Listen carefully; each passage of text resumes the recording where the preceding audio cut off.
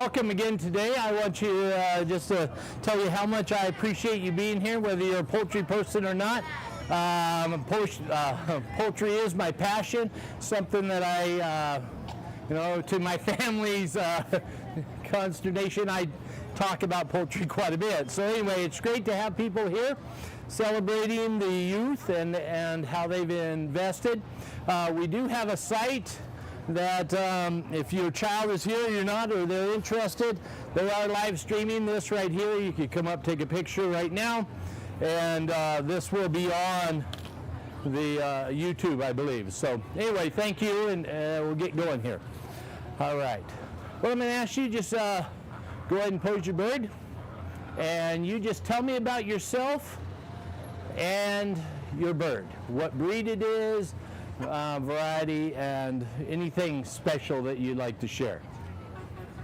Hello, my name is Ashley Johnson. I am in Joy Workers with Mega 4-H Club. I've been doing 4-H for 3 years, this being my 3rd year. This is my 2nd year in the Poultry project. All right. This is Tater Tot. She is a bearded Duquesne Millefleur. And she likes to fly a whole lot. Okay, thank you.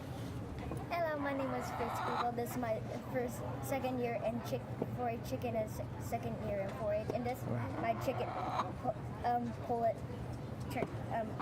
chicken hen here. This is Toast. She is 3 years old, and she is one of the females, and she.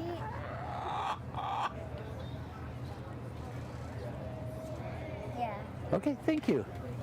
My name is Lily DeWitt. This is my chocolate, bearded, feather-legged, cockerel, silky cock. Okay. All right, nice. Thank you so much. My name's Jasper. This is my 1st year in 4-H. All right. This is a Polish hen. She's 3 years old. She's in the HAG class. Thank you. Hi, my name is Mara. This is my 1st year showing, and this is a pullet mixed frizzle. Oh, nice. All right, thank you. Hello, my name is Ezra Bluebomb. This is my 3rd year in 4-H, my 3rd year doing family flock and market turkey. This is my hen, Diamond. She is 3 years old. She is a cream leg bar. And one thing that is really special about her is that she's not recognized by the APA, but by the Great Britain Poultry Club. Thank you. Hi, my name is Brandon. This is my 1st year in 4-H. This is my chicken Pecker. She's a barred rock. Okay, thank you. All right, very great group. Okay, at this time I'm going to have you go ahead, and you're going in a moment. Go ahead and have your hands off your bird. I'm going to have you first just kind of walk your bird on the mat a little bit, just to watch your bird in front of you. So go ahead and just kind of have them walk a little bit for me.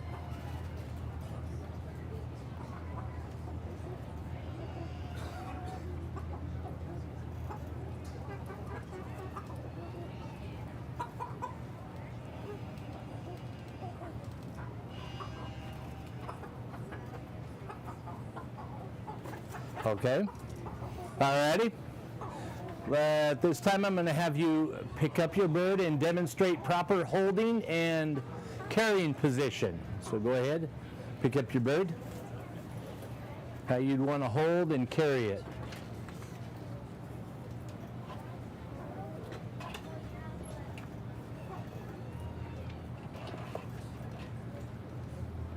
All right. Thank you. Now let's go ahead, and you're going to show me, keep holding them, show me the parts of the bird. Actually, go ahead and actually place it on the table. Then we're going to start at the head. So starting at the head, show me their comb. The comb is right here.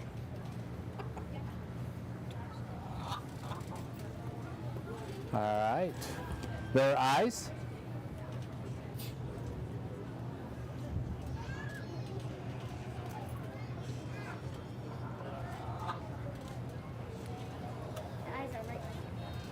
Their nostril.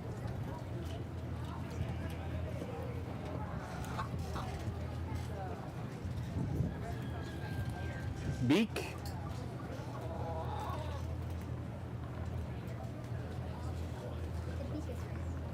All right, wattles. If they were to have wattles. All right. Earlobe.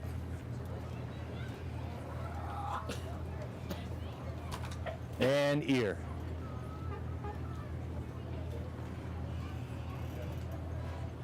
All right. Go ahead now at this time, go ahead and pick them up. Show me their hackle.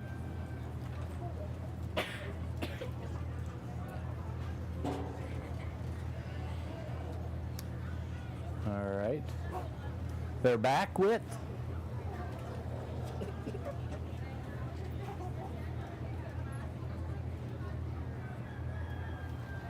All right.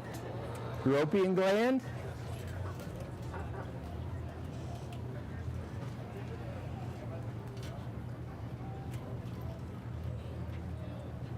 Tail.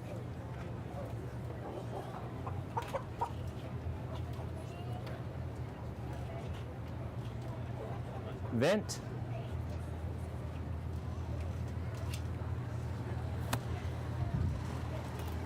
Okay. Pin bone width.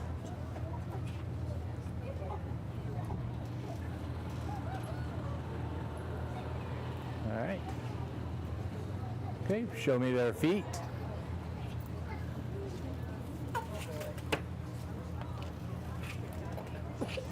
And legs, their toes. Keel length or keel bone.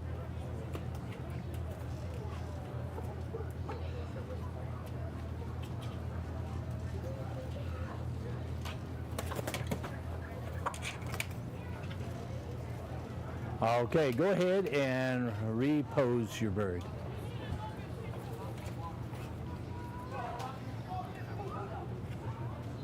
Ready? Just going to come along and ask you some general bird questions about your bird. What class is your bird in? The American class. Okay. In the English, what class is it in? In the English, it's a tough one. I don't remember. Okay. What class is your bird in? I don't really know. Okay. Continental, I'm pretty sure. Thank you. What class is your bird in? A feather like a bait. Okay. Class? The salmon fabulous class is in the confidential class. Okay. And what class is yours? The bearded prey is in the feather-footed bantam. Okay. Can you give me another variety of this breed? Is there another variety? Porcelain. Okay. Is there another variety of your breed? Like a Okay. Is there another variety of this breed? White. Okay. Is there another variety of your breed? Okay. And is there any other varieties of this? Varieties. Yeah. So like different types of bird. Variety. There, I think there's white. Okay. Thank you. Is there any other varieties? There are two. It is the silver and the gold. And which one is this? This is a cream. Okay. Any other varieties of your breed? I don't know. Okay. All right. Thank you. All right. So, some others. What is a cockerel? A cockerel is a male chicken under the age of 1. Okay. What's a? How do you know if it's a old cockerel or an old male? An older male would generally have longer spurs and they would be bigger. Okay. All right. What's a pullet? A pullet is a bird that is under a year old. Okay. What's a pullet? A bird that is under a year old. Okay. What is a hen? A hen is a girl chicken a year old or over a year old. Okay. What's a capon? A camping? Well, a camping is a disease. Okay. What's a capon? A capon is a neutered rooster. Okay. All righty. Give me a type of comb. Single. Another type of comb. Another type of comb. That's already been another type. Okay, rose comb. Okay. Okay. You give me another type of comb. A cold for the chicken. A comb for a chicken. Avian flu. Okay. Another type of comb. Here's the walnut comb. Okay. And do you have any other type of comb you can think of? Okay, thank you. All right. Good.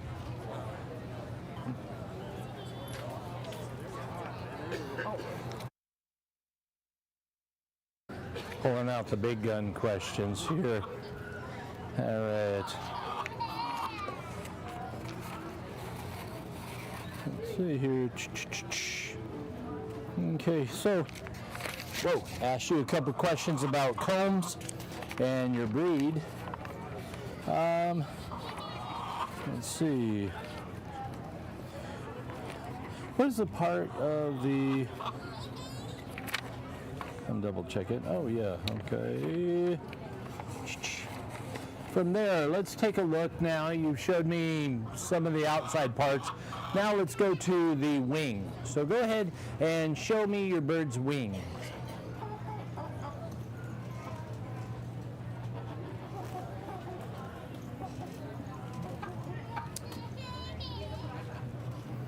Good. Now I'd like you to point to the primary feathers. Primaries.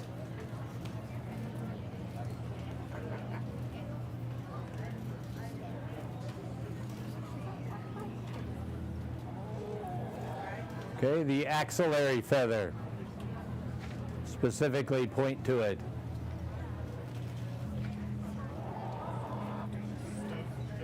Okay, secondaries.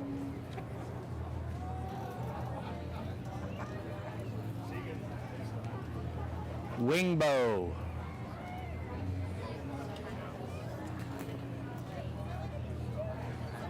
All right, wing coverts.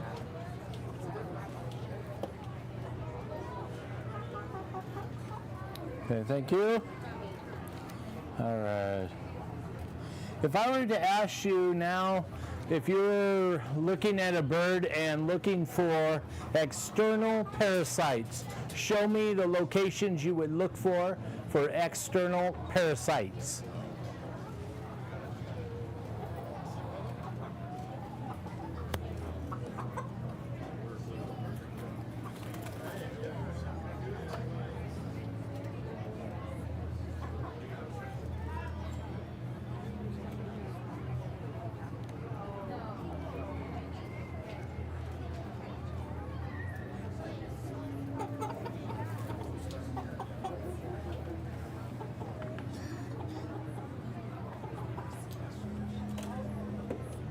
Okay, thank you. All righty. Okay. Okay, your breed, what is its purpose? My breed is a dual purpose. What does that mean? It means it can lay eggs and be used for meat. Okay, all right. What is your breed's purpose? I believe my breed's purpose is for showmanship because of their temper. Okay, thank you. What is your breed's purpose? Choose one of them that it's crossed with.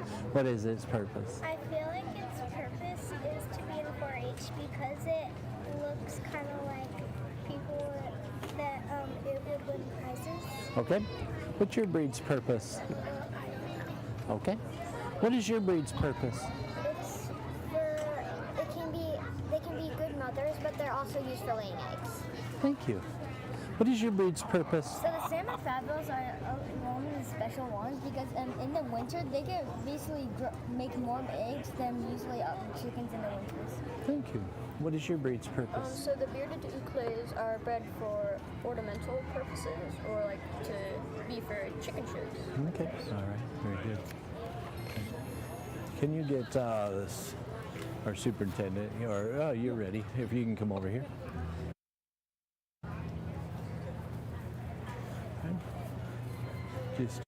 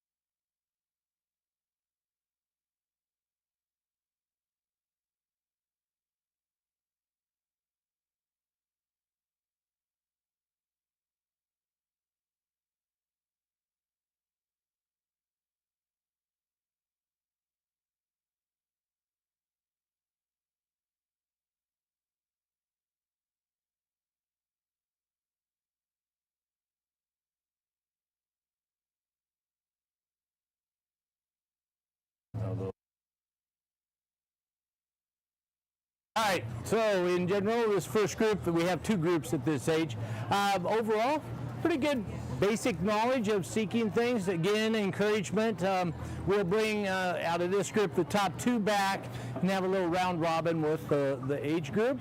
So I won't say too much more about what they need because we might ask them those questions. But overall, just a very nice group here. And I would ask you just give them a round of applause, please.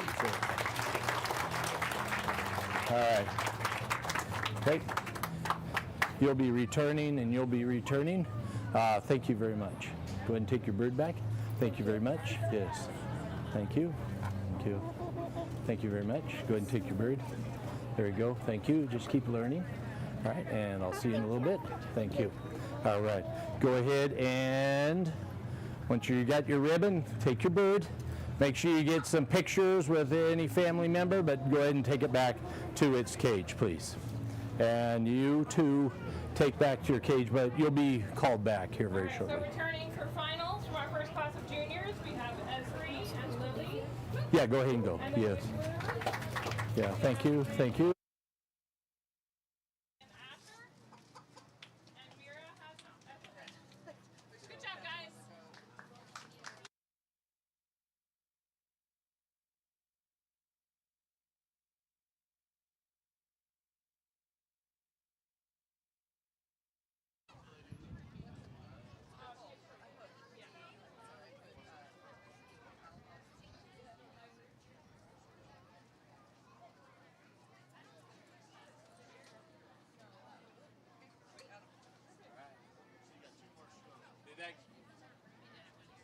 Is that okay? I appreciate that. Be like, oh, hey.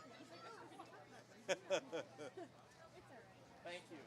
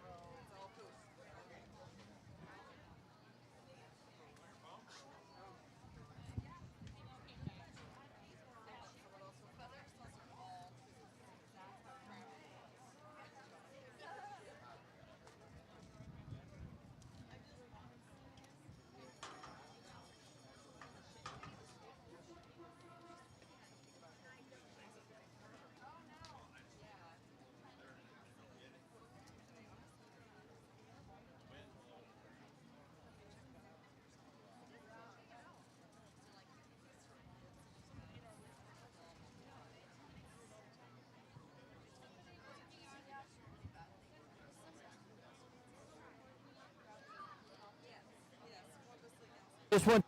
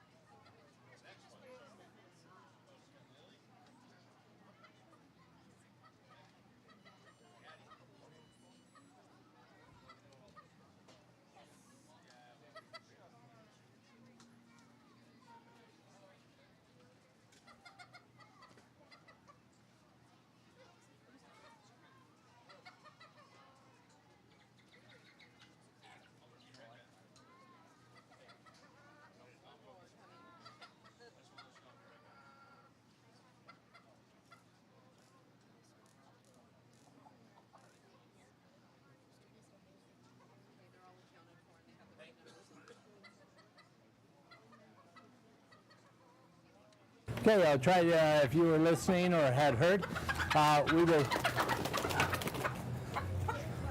go ahead and pose your bird just for a moment there. Try to have it kind of the same process in a way. So pose your birds.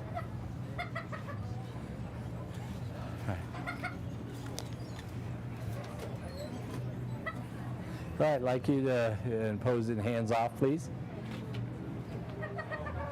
All right, go ahead and have your bird walk, just to walk a few steps on the mat, please.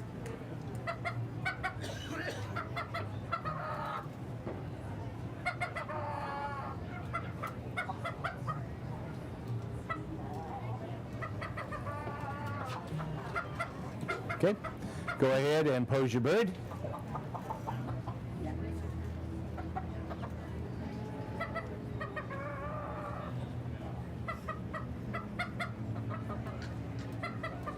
All right, here we are. We're going to work on. I so appreciate those that are having birds standing. Just here, let's go ahead and point to body parts right now. We'll start at the head. Show me their comb.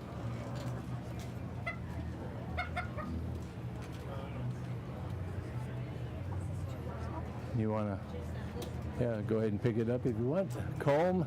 Then show me their eyes.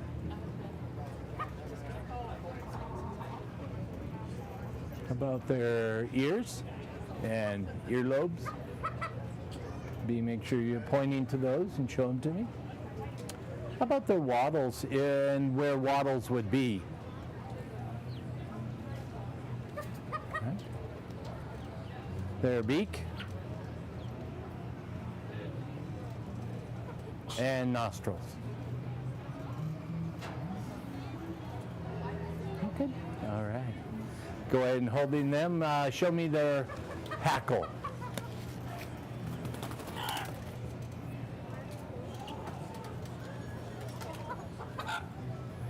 Undercolor.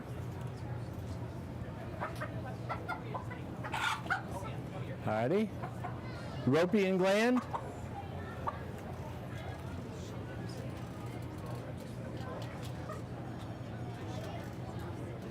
Tail.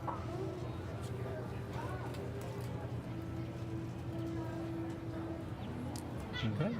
Show me their vent.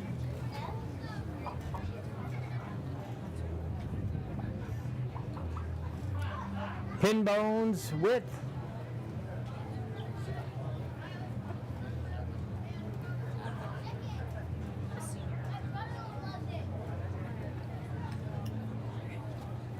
Okay. From there, let's work into their. I'm just looking there for a second. All right, as we move, okay, thank you. How about working into their feet, legs, I should say, and feet. Keel bone.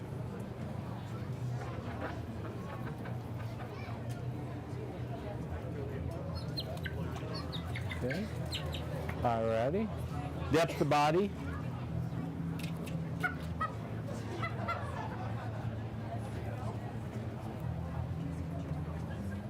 Width the body. All right. From there, let's take a look at their wing. So go ahead and show me their wings.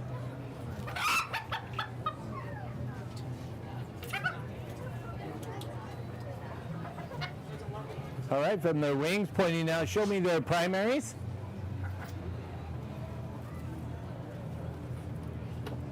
Axillary feather. Secondaries. Wing bow.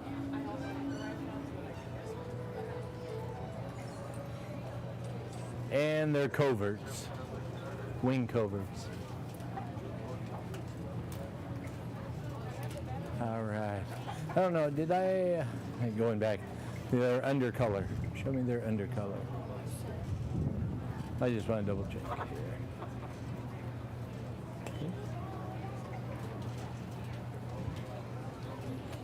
Okay, go ahead and repose your birds.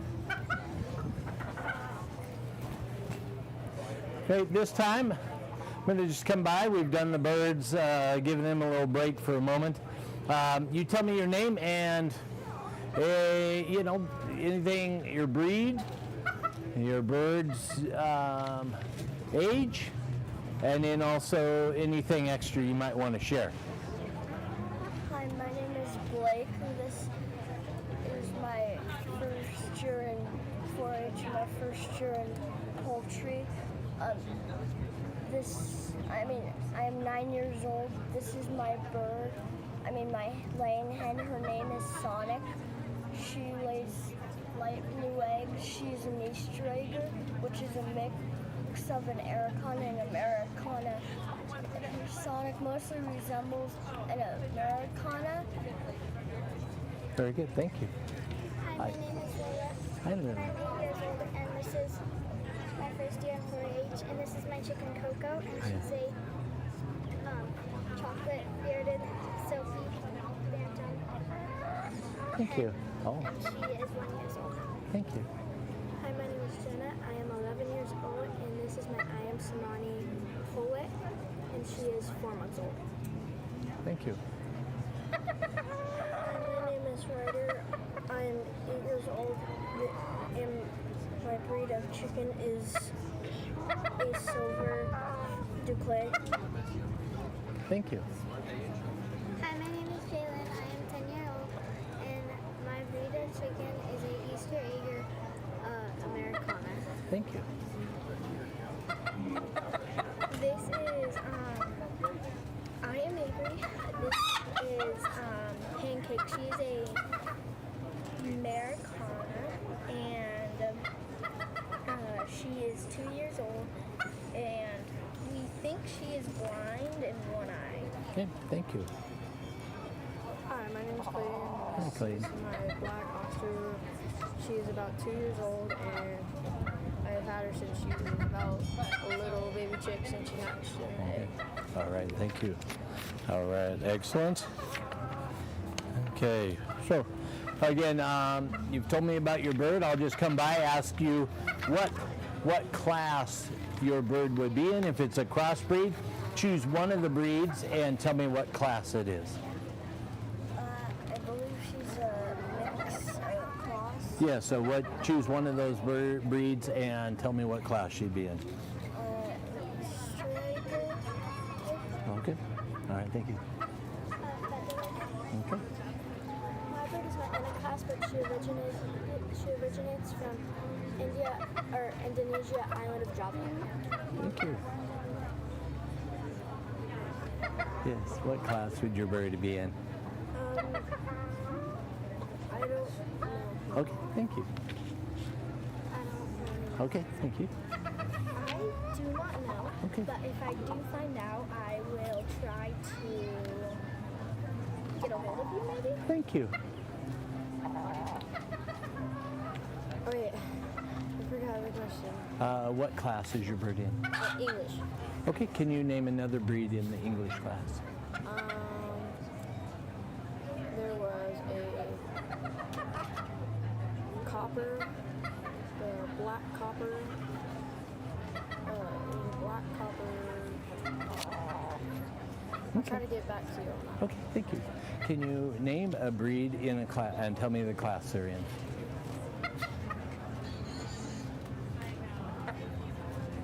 Can you, wait, so what was the question again? Question is name a breed and what class they're in.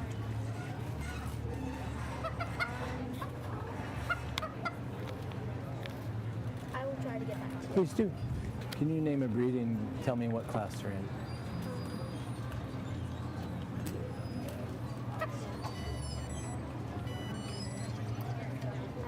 Okay, that's all right. Can you name a breed and tell me what class they're in? The name of breed of bird? A breed and what class they're in, yes. A breed is the type of chicken. Okay. All right. Very good. Thank you. All right. Can you name a breed and tell me what class they're in?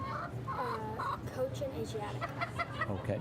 And if if your bird was placed in a class, what class do you think she would be in? Continental. Okay. Thank you.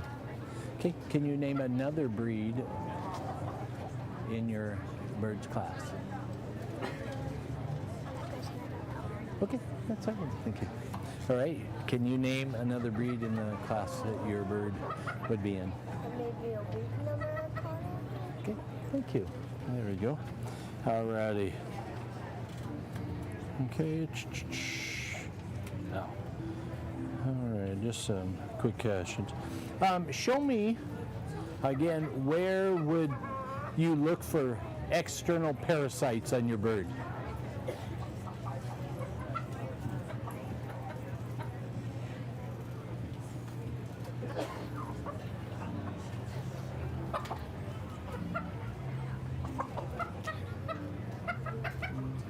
Okay, all right. Thank you. All right. Go ahead and pose your birds. Okay. Good. All right, thank you. Go ahead and pose your bird. That's it, all right. Okay. What type of comb does your bird have? A pea comb. What type of comb does your bird have? A What comb? single. All right. What type of comb does your bird have?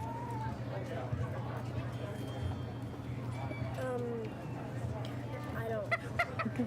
What type of comb does your bird have? What is it called? All right. What type of comb does your bird have?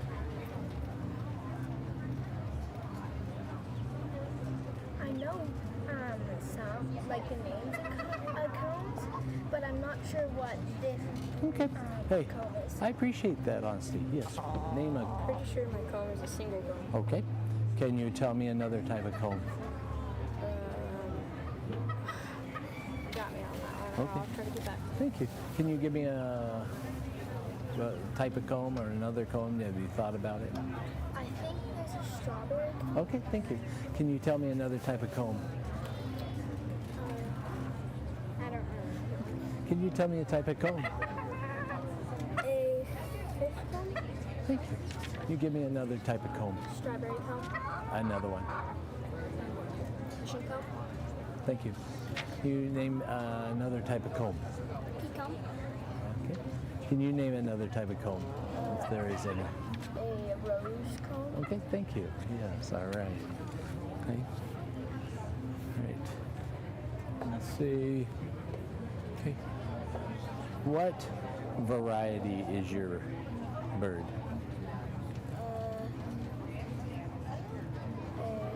Americana. Okay, what variety?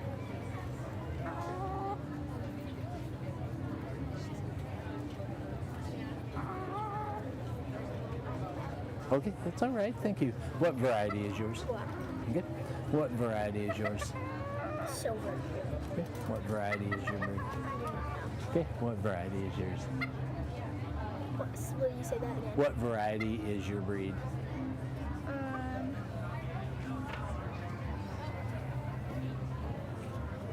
I think doesn't it start with an M? Keep thinking. What variety? When you mean by variety, can you like give me an example? Like what do you mean by variety? Not at this time. I'm just putting you on the spot. Okay. I'll try to get back to you. Okay, thank you. All righty. Okay, we're ready.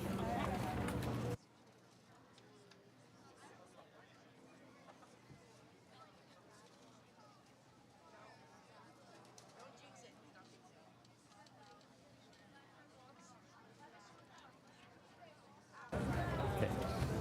You got that? Yeah. All right, again, in this group here, hey, just appreciate their enthusiasm. I appreciate their honesty as well. You know, sometimes you're going to encounter things. But again, I haven't raised these birds, so they can tell me things, you know, have confidence in that, encourage them. We had two that definitely have some background knowledge, maybe it's experience, but have really worked on it. So we have some that are a bit more, just need a little bit of seasoning and experience, but great enthusiasm today. So again, if you give them a round of applause there. Okay. As I say, we have each of you here, keep learning, all right? Just keep learning. I appreciate your positive attitudes. Keep working on it. Our two grands to return are right here, and the blue here. Thank you very much, all righty. There we go. Thank you. You guys want to hold for All right. 1 second? Thank We're you. also going to be giving out our rosettes you. and banners for the quality judging you. that happened yesterday. Thank you. And so in this class, we have our 4th place exhibition bird, which went to Lola Spridgen. And our 3rd place market pen of turkeys also went to Lola Spridgen. So in class 2 of juniors, we have reds for Clayton Eaton, Jalen Nagel, Ryder Rout, and Avery Schneider. Blues, a blue for Blake Pemberton. And then coming back to the finals, we have Lola Spridgen and Jenna Morrison. All right.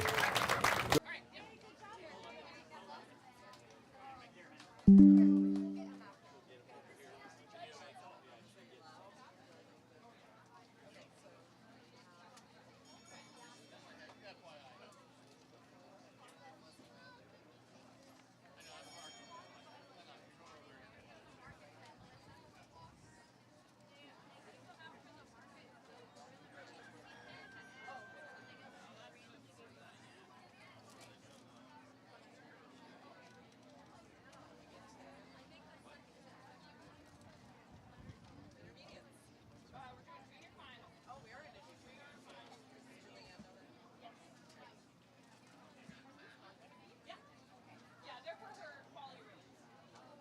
Yeah.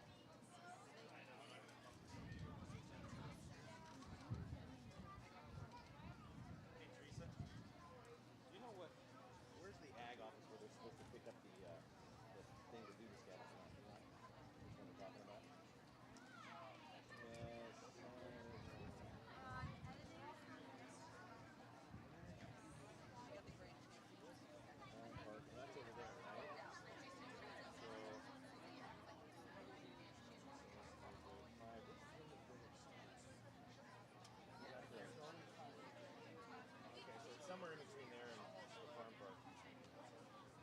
It's gotta be central there. Oh, I bet it's the farm bureau. I bet it's the farm bureau. Yeah.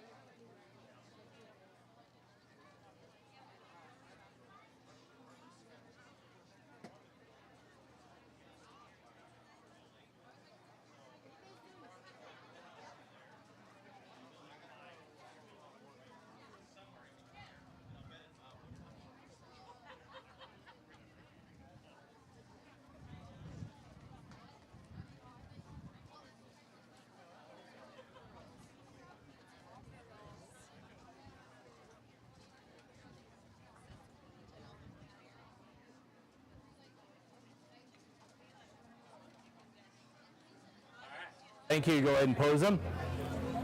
All right. So we looked at parts. I asked you to point to them, and so we're going to start there. Just generally ask you, and I may ask you all the same question, sometimes I might bounce it back and forth, all right? Especially, you know, either people are not always get them all correct, or it's everybody's answered the same. There's not much more to go. So we started with the head. What, in judging as showmanship, why would we look at the head? What is it telling us? To see if there's any injuries on the head, like a cut on the comb, a cut around the eye, or if there's like a crossbeak, anything like that, or if there's stick tight mites. Okay. Do you have anything to add? Why would we look at the head? Well, generally it'd be for any cuts or wounds on the head, or because some breeds have the standard where if they have single combs, they have to be pointed straight up and not floppy, and that could be a disqualification. And that's sometimes why we also look at the head. Okay. Then we looked at the hackle. Why would we look at the hackle?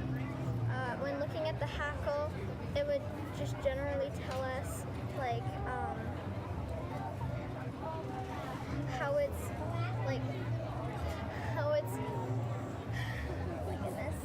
so how it's pointed, and if there's any like broken feathers or anything.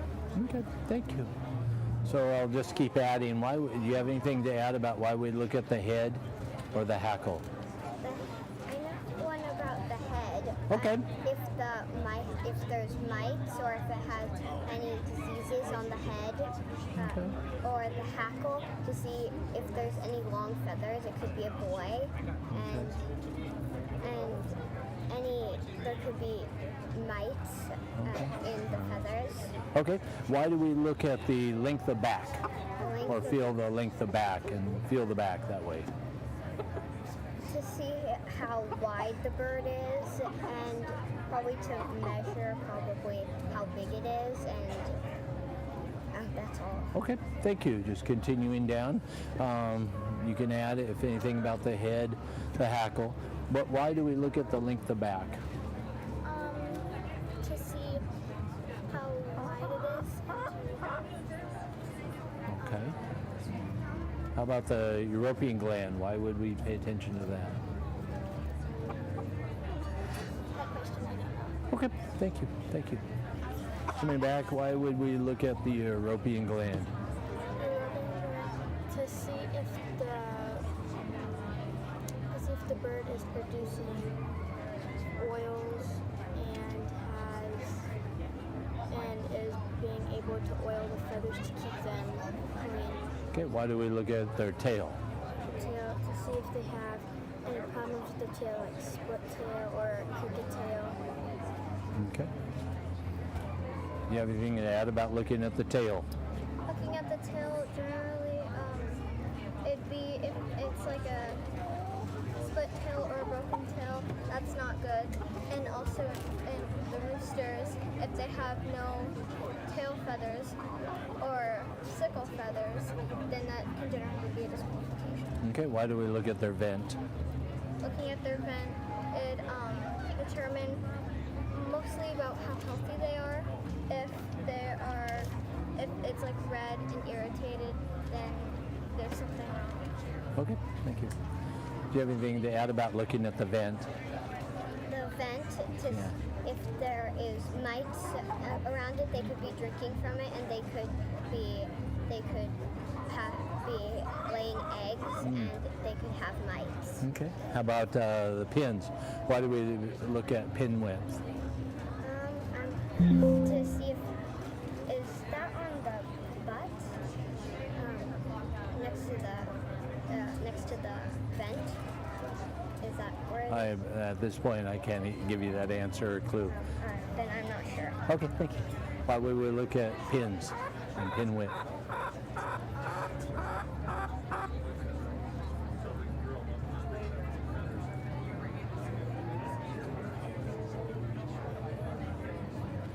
Not sure. Okay, that's all right. How about depth of body? Why would we pay attention to depth of body?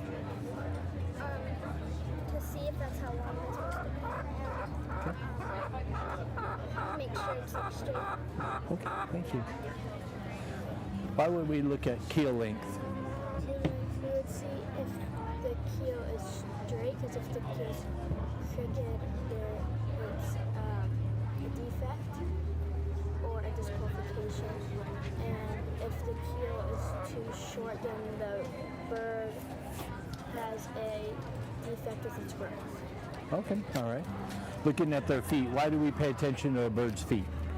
Paying attention to a bird's feet would essentially, by looking at a bird's feet, it would tell you if there are any defects or mutations. Okay. Why would a judge ask showman to walk their bird? Walk their bird to see if they're healthy and they can walk straight. Okay. Again, do you have anything to add about that, walking their bird?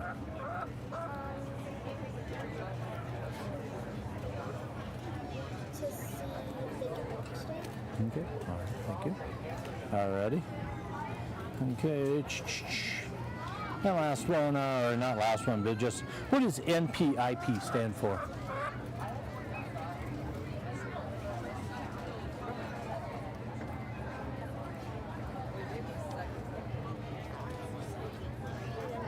That's okay. NPIP, what does it stand for? Okay, NPIP, what does it stand for? Okay, NPIP, what does it stand for? Okay, National Poultry Improvement Plan. There you go. All right, I want to thank each of you for your work today. Okay, and my last question is just anything else you care to share about your bird project that you haven't shared yet? Either about your bird, yourself, what you've learned from this experience.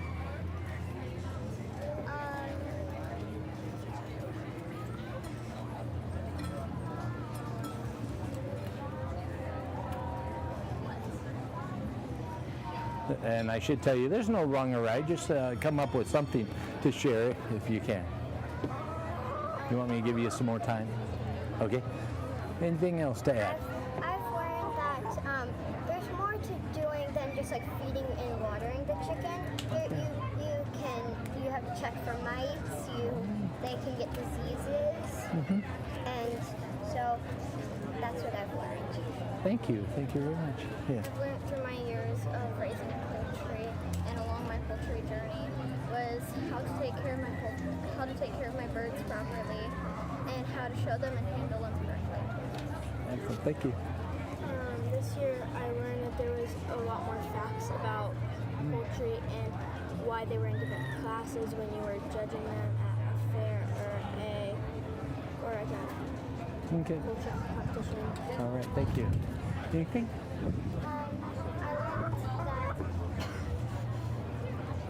that you don't just have to feed the water, you have to check for external parasites, and you have to check for bugs and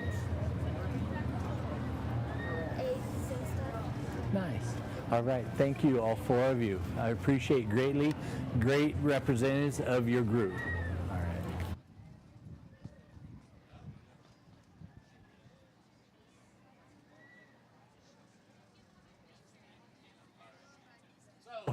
This group of four here, just really appreciate them coming down each level.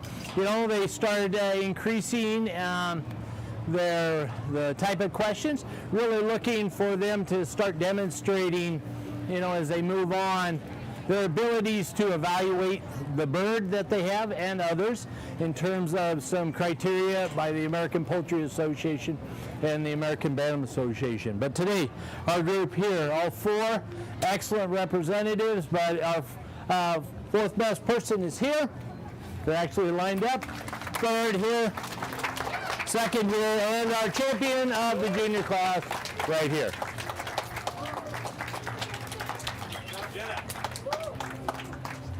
And do you have, here, can I see that belt buckle? Yeah, sorry. One thing that, you know, it is pretty awesome if you know the sponsors, but this fair does give a pretty outstanding buckle, I think, right there. There you go. Nice job, you four. Thank you. Go ahead and take your awards and head back to put your birds totally away.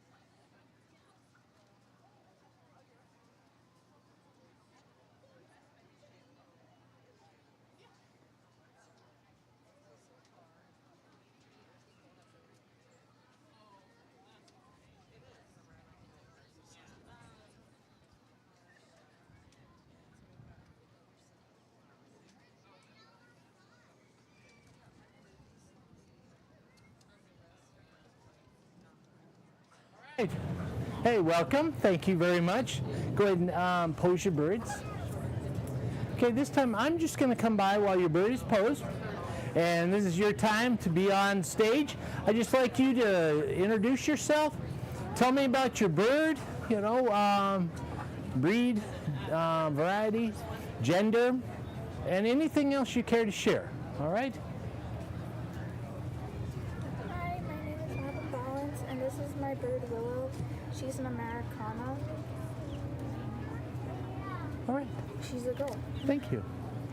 Hello, my name is Avery Dix. I am 13 and from the Panhandle Pioneers 4-H Club. This is my porcelain du clay, Artemis. She is in the feather-legged bantam class. And some cool history about them is that they were actually developed by Michel van Gelder in Uccle, Belgium, which the word du clay actually means from Uccle, which is kind of funny. And they were created in 1905 by Michel van Gelder, and they were added to the standard of perfection in 1914. Thank you. Go ahead and pose your bird. Hi, my name is Oliver Bryant. This is my chicken Peanut Butter. She's a buff Brahma. She's in the Asiatic class. This is my 3rd year showing chickens and my 3rd year in 4-H. Thank you. All right. Hello, my name is Gavin Engel. This Nice to is meet my you. 2nd year in 4-H. Okay. This is my 1st in chicken 4-H. This is my bird Holly. She is a bantam cochin. Thank you. Hi, my name is Mia Forbes, and this is my Old English Game Bantam Ethel. I have been in 4-H for almost 3 years, but this is my 1st year in poultry. Ethel is an Old English Game Bantam, which originally was used for cockfighting, and the breed originated in the UK. Thank you. Hi, my name is Axon. This is my chicken Graham Cracker. She's a buff Brahma. She is in the Asiatic class. And this is my 3rd year in 4-H. This is my 2nd year in the chicken project. Nice. Okay. Hello, my name is Adeline Anabi, and this is my 1st year doing 4-H. This is a white broad-breasted turkey, and she weighs about 18.5 pounds. Okay. Nice. Thank you. All right. Okay. So thank you very much. I appreciate the information. It's always nice that you are doing some study as well. So we're going to start out looking at your breeds. And I need you to share with me, you know, their positioning, body parts and things. So let's start with the head. Like you to point, we'll start at the comb area. So, or where it would be, where a comb would be. So go ahead and, if you care to pick it up, I'm okay with that too. So comb, how about down to nostrils? Sorry, what did you say? Oh, first starting, we're doing the head and ask you to point where a comb would be. And now the nostrils. Thank you for asking me to clarify that. Look at the beak, please. Okay, where wattles would be.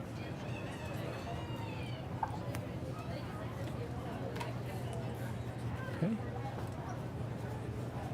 Earlobe and ears, their location.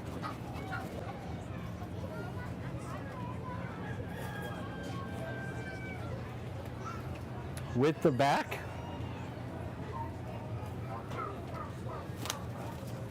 Undercolor.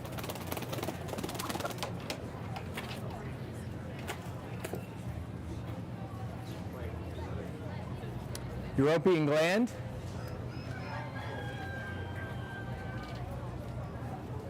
How about their tail?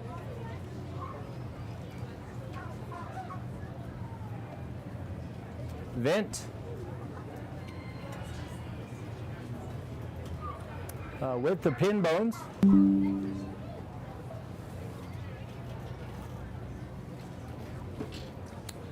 Legs and feet.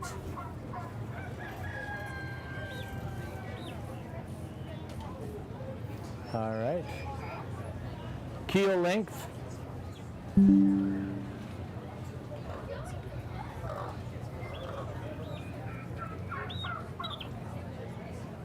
Okay. Depth of body.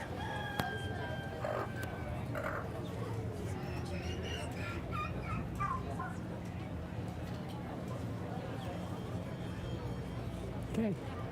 Thank you. Go ahead and pose your bird.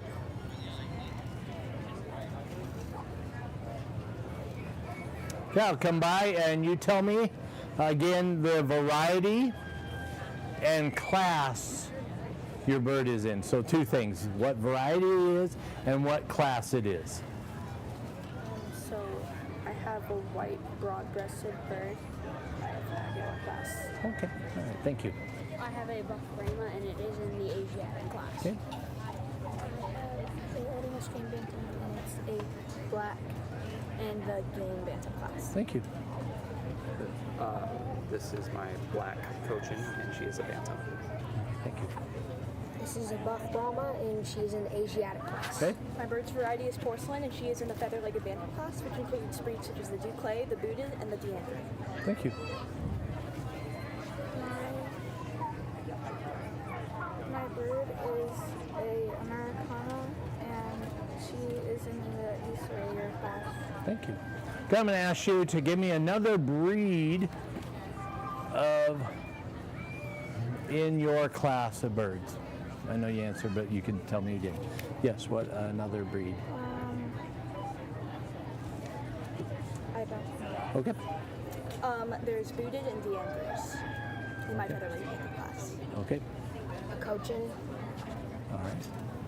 Silky. Okay. Lemon blue. All right. I think so. That's a variety. Another breed.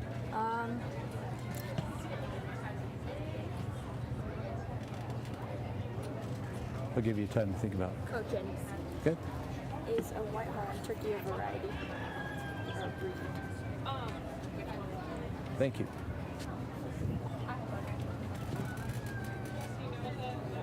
You want to breed? Yeah. Sea bright? Okay. Thank you. Can you give me another class of birds?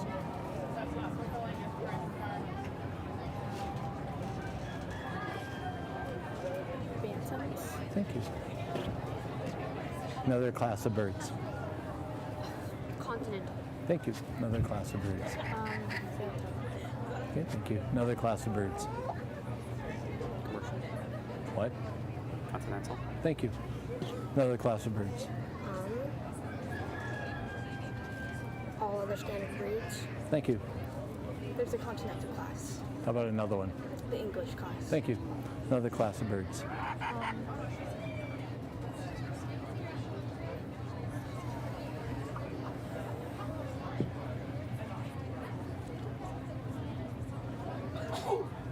That's okay. Give me a breed in the continental class.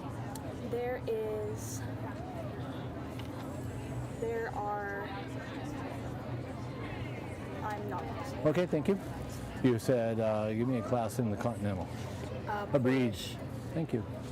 How about a breed in the continental class? I do not know, but I'll Okay. get back to you with that. All right. Thank you. How about all other standard breeds? Americana. Okay, thank you. Let's go ahead. You have in the bantam class, single comb clean leg. What is a breed in the single comb clean leg? Repeat that, please. Give me a breed in the single comb clean leg class.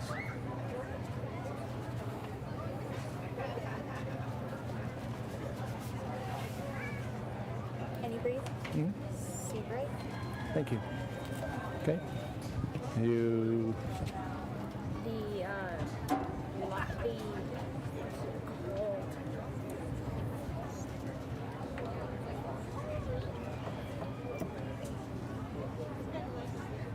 White leg.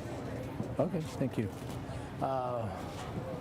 What does instead of a comb, what does your bird have? Snoot. Thank you. What type of comb does your bird have? It is supposed to have a walnut. Thank you. Again, what comb does your bird have? It's supposed to have a single comb. Okay. What comb does your bird have? Single comb. Okay. What comb does your A bird? rose comb. Thank you. What comb does your bird have? My bird has a single comb. Okay. And what type of comb does your bird have? Okay. Thank you. All right.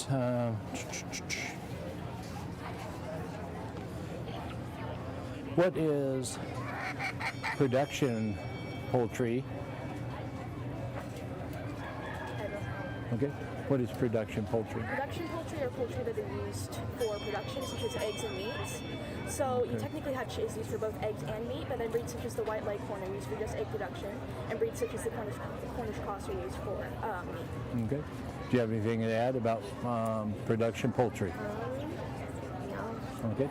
What is exhibition poultry for? To show your poultry Okay. for showmanship. All right. Anything to add about It exhibition is poultry? off the quality of your bird. So the feathers, the comb, the face, the vent area, the feet, basically everything that you would show when you're doing Okay. showmanship, but the judge is looking at your bird instead. Thank you. What is exhibition poultry? Exhibition is poultry that are not used traditionally for laying or meat. Okay, thank you.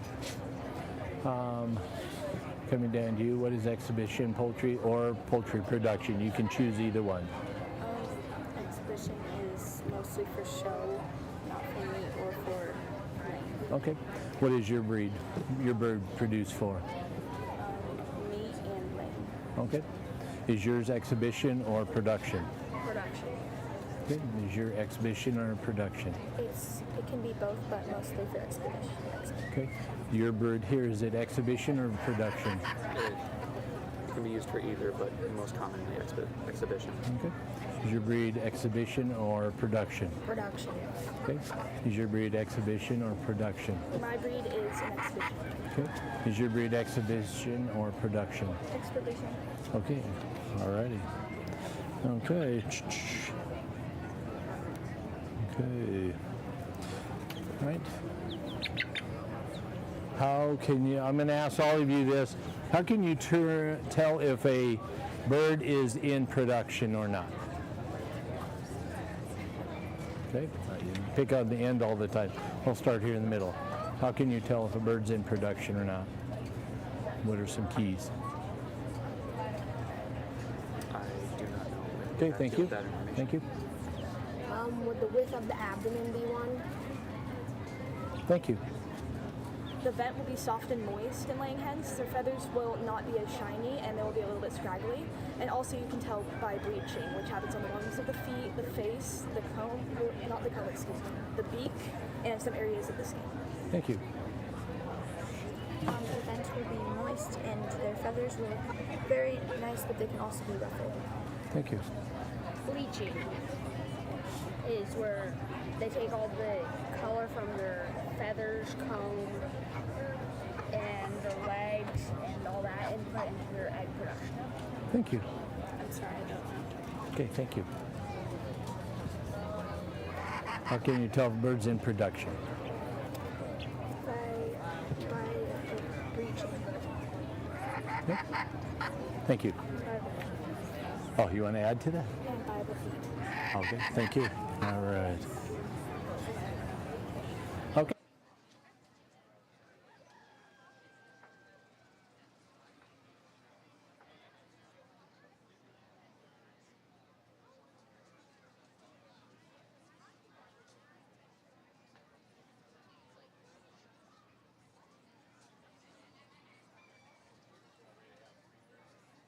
Another, as each ramps up, I appreciate their study.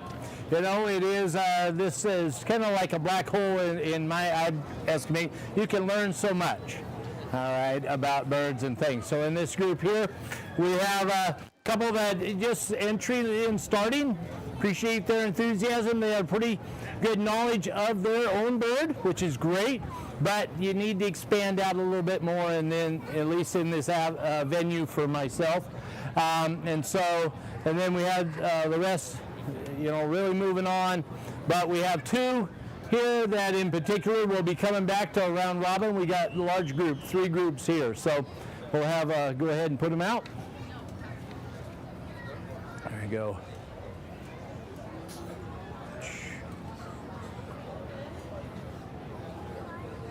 All right, give them a round of applause, please. There we go. All right, hold on one sec. I have some quality ribbons to give out. Oh, there we go. Okay. Also, There we go. in the ring we have our 4th place market pen, a pen of broilers from Axton Bryant. Very good. Nice job. And then our reserve champion market was a pen of turkeys by Adeline Anati. There you go. Very nice group of turkeys. And then our grand champion market pen was a pen of broilers from Oliver Bryant. Very nice. Yeah, very nice. Okay, and then our grand champion exhibition bird and grand champion of show was Mia Forbes.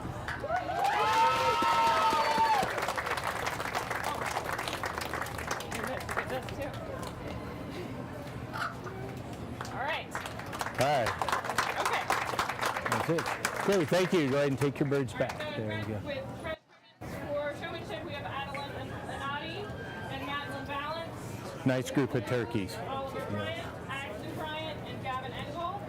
And then coming back for finals, we have Avery Dix and Mia Forbes.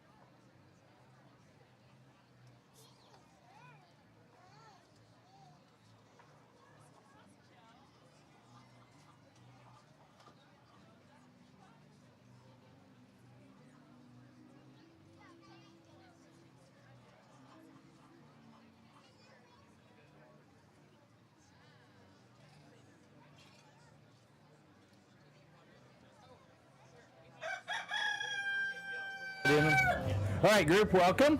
I really appreciate you being here. I'd like you to go ahead and pose your bird. Do we have it for her? I didn't notice that, yeah. Actually, it's down here. We have it. We got down one. All right. Thank you for your patience there. Okay. Right, your birds are posed. I'm just going to have you, this is your chance to talk to me. Share your name, please. Your time in, how long you've been in 4-H, and how long you've been in your poultry projects. And tell me about your breed, variety, and you know what age it is and gender. All right. Hello, my name is Angie Godini. I'm 13 years old. This is my 8th year in 4-H and the 5th in the Poultry project. And I am in the Whistle Stop 4-H club. Oh. This is my pullet, 4-month-old pullet, Barbara the Third. She's a barred Plymouth Rock. I named her Barbara the Third because all our other barred Plymouth Rocks have been named Barbara. Excellent, thank you. Oh. Plymouth Rock was admitted into the standard of perfection in 1874, the first year of the standard. And she's in the American class. She has a single comb and real light brown hairs. Okay, thank you. Hi, my name is Karen. This is my first year. I am 12 years old, and I have a black-breasted Old English game bantam. Okay. And I entered her as a pullet, but she is a hen now. Oh, okay. Hi. Hello, my name is Luke Holmes. I'm 13 years old. This is my second year doing 4-H, and this is my Buffalo Sea Bright Penne. She is a year old. Sea Brights originated in the early 1800s in Britain. Okay. Her class is the RCCO, which stands for Rose Comb Clean-Legged. Okay, thank you. If you can hang on, I just gotta. Okay, thank you. My name's Liam Johnson. I've been 4-H in about 3 years. All right. 2 poultry and 1 sewing. Thank you. And this is Oh, yeah, black- tell me about your. And this is a black copper run. It's a cockerel. Okay. Not a rooster yet. Okay, thank you. Hello, my name is Oliver Grable. This is my 4th year in 4-H, my 3rd year in poultry. I'm 12 years old. This is my 7-5 buttercup. Broad-breasted turkey and has I've gotten him since April 13th. Excellent, thank you. Hi, my name is Sarah Kearney. This is my 3rd year in the Poultry project and my 3rd year in 4-H. This is my bird Charlotte. She's a black copper maroon. She's a pullet. She has a single comb, feathered feet, is in the continental class. Thank you. Excellent. All right, thank you very much for the sharing. What we're going to go through now is you demonstrating, pointing to the parts of the bird. All right, so the first thing is I'm going to have you go ahead and lift your bird, in this case. And we're going to start at the head, so show me your bird's beak.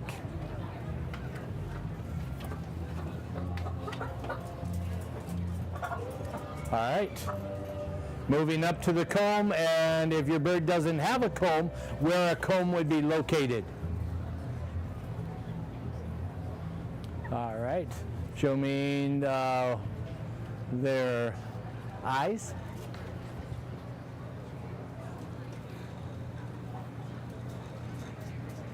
Ears and earlobes.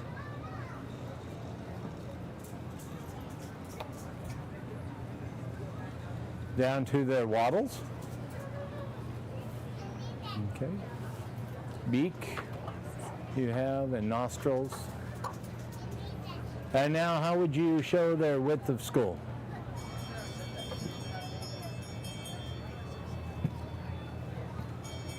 Okay, now let's look at their hackle.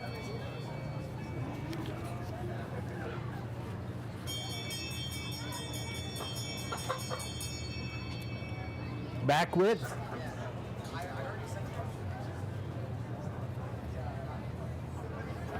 European gland.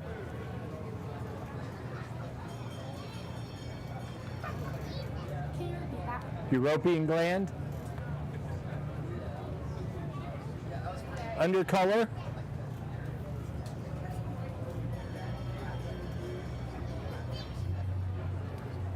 Tail. Again. Vent.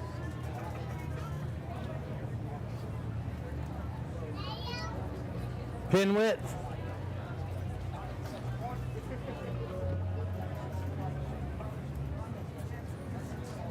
All right. Legs and toes.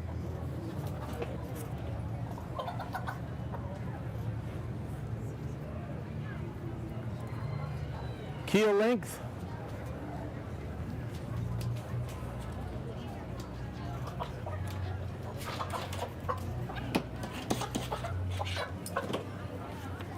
Depth of body.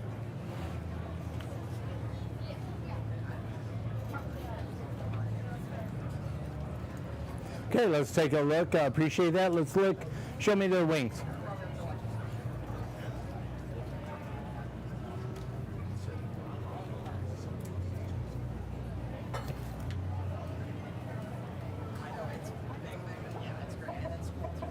Okay, let's point to the primaries.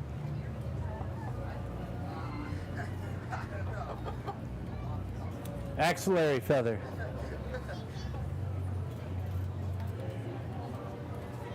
Secondaries. Wing coverts. And the wing bow. Okay. Let's go ahead and pose your bird, please. Again, you've said some of the answers, but not everyone. So I'll just come through. You tell me what bird, what variety, actually you've told me variety, what class your bird is, and if there's any other varieties of your breed. Mine's a Bond Plymouth Rock, and there are 7 varieties of the Plymouth Rock. Okay, what class is it in? Okay, give me one of those other varieties. Okay. Mine's an Old English Game Bantam. She's in the Game Bantam class, and I don't know how many other varieties there is in the Game Okay, Bantam can class. you name another variety? There is lots of, that's not Game Bantam. No. Okay, thank you. My Seabright is in the RCCL class, which stands for Rose Comb Clean Legged. She is another variety and silver lace. She is buff lace, but she's not yet registered in the APA with her color. Thank you. This bird is a conventional bird breed. Yeah, you have any other varieties you can think of? A cockerel. Okay, thank you. This Favril is in the Continental class, and some other varieties of the breed is a white Favril Simpson. Thank you. This bird is just in the turkey class, and the different varieties of it would be black, broad-breasted, and white heritage. Thank you. This is a black copper maroon, and I think there's a white copper maroon too. Okay. Can you, what class is this bird in? Continental. Can you give me another breed in the Continental? Okay. Give me a couple turkeys. Give me another heritage breed. Bull heritage? Oh no, bronze-breasted heritage and black heritage. Okay, thank you. Another breed in your class. A French black copper Moran. Okay. All right. Another breed in your class. A barrel uncle. Okay. Thank you. All right. Another breed in the RCCL. I'm sorry, I do not know any birds. Okay, thank you. Can you give me another breed in the game class? Let's say Leghorn. That might be in the RCCL. Okay, thank you. Okay, another breed in the American class. What? Thank you. Okay, all right. Okay, looking at this again, just going to continue asking you a few more challenging questions and things. Okay, you named the buckeye. Can you give me another class of birds and a breed in that? Mediterranean, Sicilian buttercup. Thank you. Another class and a breed. Can't repeat that. Okay. Another class of birds and the breed. Asiatic. I don't know. Thank you. Another class would be SCCL, which stands for single comb, clean-legged. Another breed that would be found in that class would be Japanese bantams. Thank you. You tell me another class of birds? I don't know this. Okay, thank you. Another class of birds and a breed in it. There's an English class and there is a buck orpington canary. Thank you. Besides these, can you tell me another class of birds and a breed in them? I don't believe I know any. Sorry. Thank you. Another class and a breed in it. The Asiatic clash, and there's a kosher. Okay, thank you. All right. Tell me what type of comb your bird has. He has a single Okay, your bird doesn't have a comb, but it has a... snoot. Thank you. What comb do you have? This semi-couple has a single comb. Thank you. What type of comb does your bird have? A single comb. Okay, thank you. Again, what comb does your bird have? She has a rose comb. Okay, thank you. What comb does your bird have? A single comb. And your bird has what type of comb? Can you name another type of comb? Cushion comb. Can you name another comb? Buttercup. Can you name another comb? Walnut. Thank you. Can you name any other type of comb? Buttercup. Thank you. Name another type of comb. Chrysanthemum. What? Chrysanthemum. Thank you. Any other types of comb? Walnut comb. Thank you. Another type of comb. Cushion comb. Thank you. All right.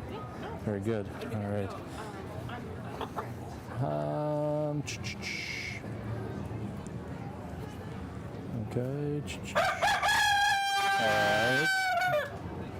Okay. So, going to ask you what, in terms of your birds, looking at them and their feet and all those things, but just share what is bleaching. What is bleaching? It is the loss of pigment in a chicken's skin. Okay. Alrighty. Bleaching. Basically what she said, the loss of pigment in their skin, and it kind of messes up what their egg production looks like. Okay. All right. Can you tell me about any more about bleaching? I unfortunately do not know anything about bleaching. Okay. Anything about bleaching? To add to it? Bleaching. Can you share with me? Bleaching is the diluting of the color in parts of the bird that change in time over the course of when the bird is laying, more or less. More bleaching means the longer they've been laying and how good they lay. Okay. Anything to add to it? Bleaching can happen in the earlobes. They can turn like almost like a whitish when they're laying more, and in the feathers, like when they're laying more or less, or on a good laying bird. All right. Thank you. Anything more? Bleaching, they will lose the color. The colors from xanthanum and the grass and corn they eat, and when they stop laying, like during a molt, they'll get all the color back. Thank you. All right, can you point to areas that you would want to check for parasites? Where would you check your bird to see if they have parasites?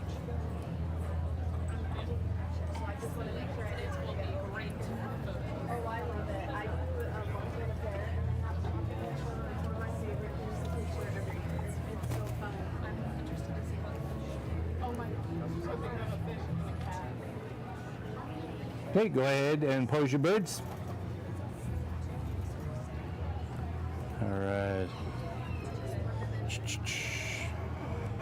And let's see here.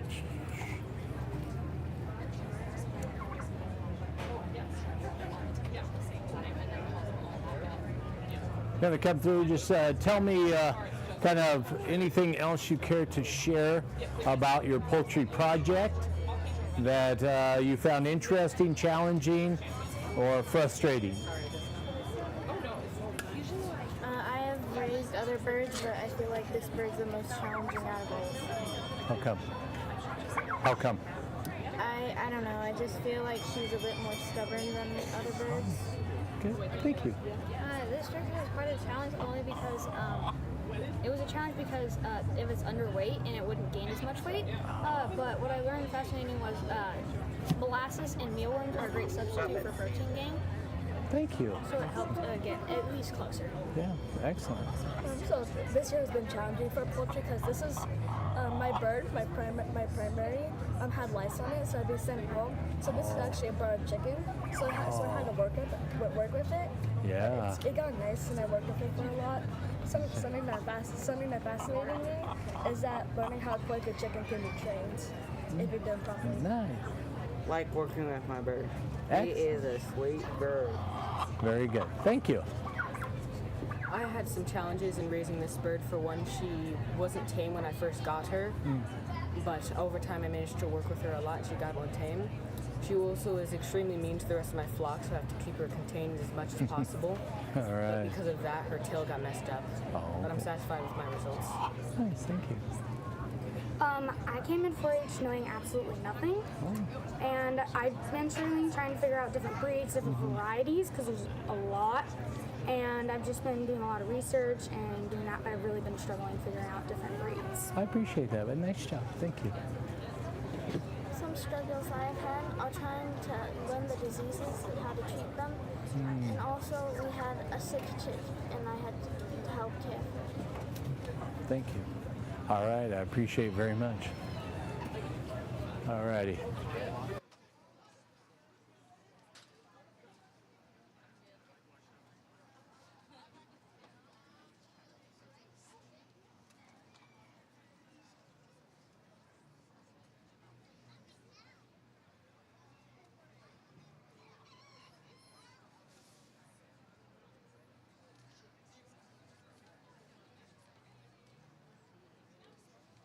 This group here, again, really a nice group. They have some pretty good knowledge.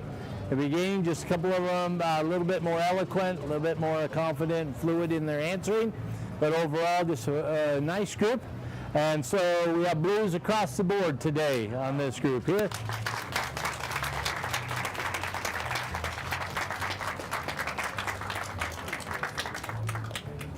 And we have our two that will be returning in the round robin. In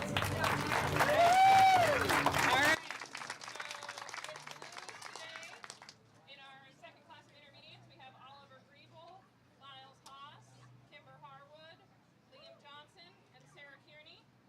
And then coming back for finals, we have Luke Holmes and Andrew Guadagnini.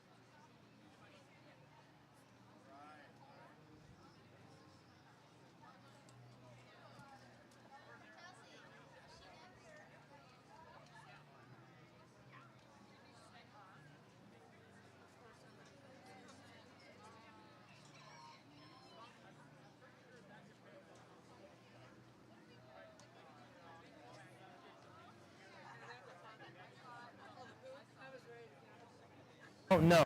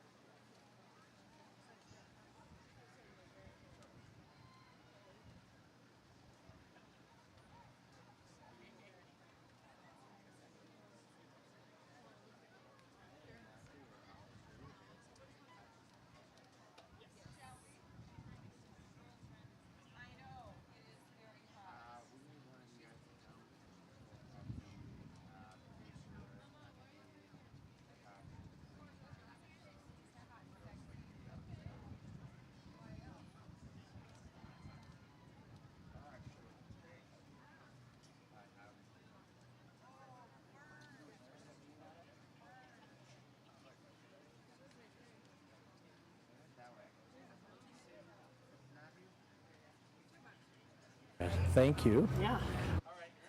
Go ahead and pose your birds, please. And while you're doing that, I'm just going to dump a little water in here and then ask you, I'm going to come by and have you tell me your name, introduce yourself, tell me about your bird, variety, breed, what class if you care to, and anything else you care to share.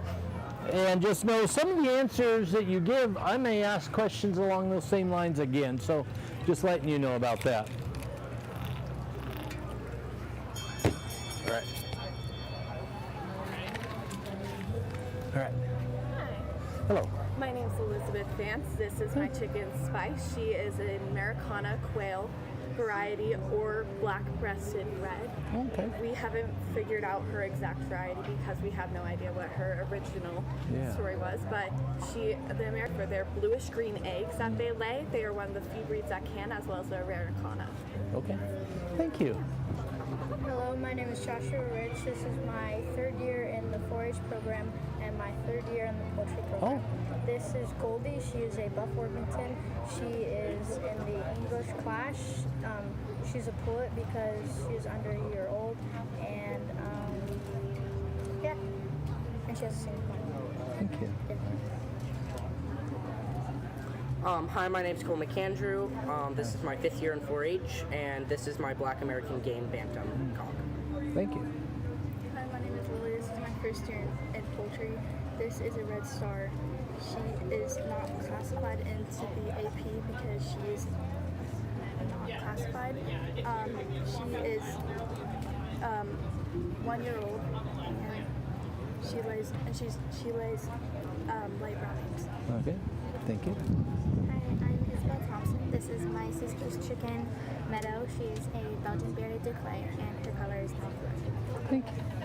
Hi, my name is Shelby Roberge. This is Effie. This is my second year in the Poultry project. She is a broad-breasted white turkey, which is a cross of the white Holland and the broad-breasted bronze. She is a Jenny because she is under a year old, approximately 4 months. Thank you. All right. Okay, go ahead and hands off your birds. That's when you pose them. Okay. All right, go ahead and walk your bird. Walk your bird a little bit. Take a couple steps. It's on the mat there.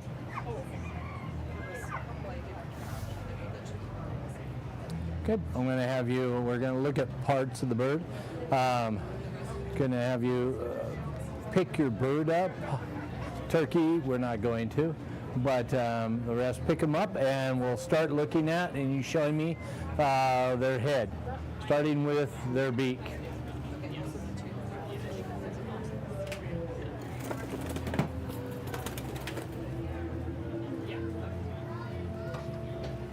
Okay, moving up from beak, we're going to the comb.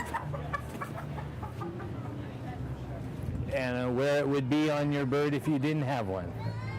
Okay, down into the eyes.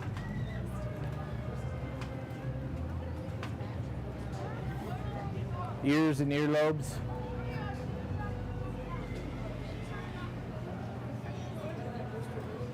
Down where wattles would be, or if your bird doesn't have them, where they would be.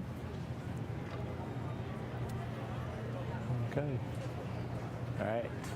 And then back up onto the beak area. So right there, showing, demonstrating that. And width of head.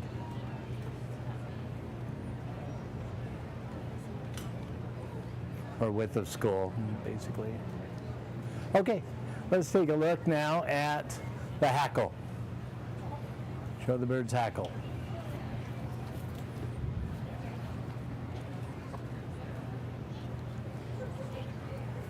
From there, with the back.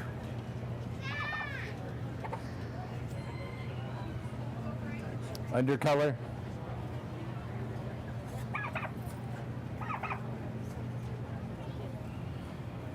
European gland.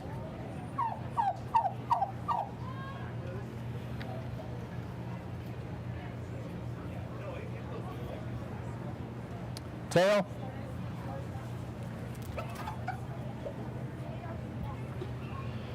Vent.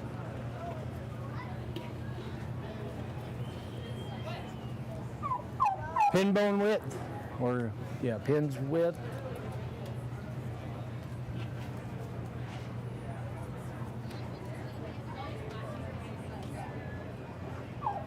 Okay, depth of body.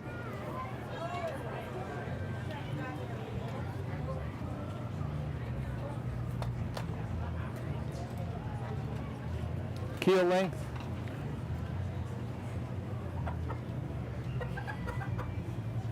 All right. Okay, go ahead and pose your birds, please.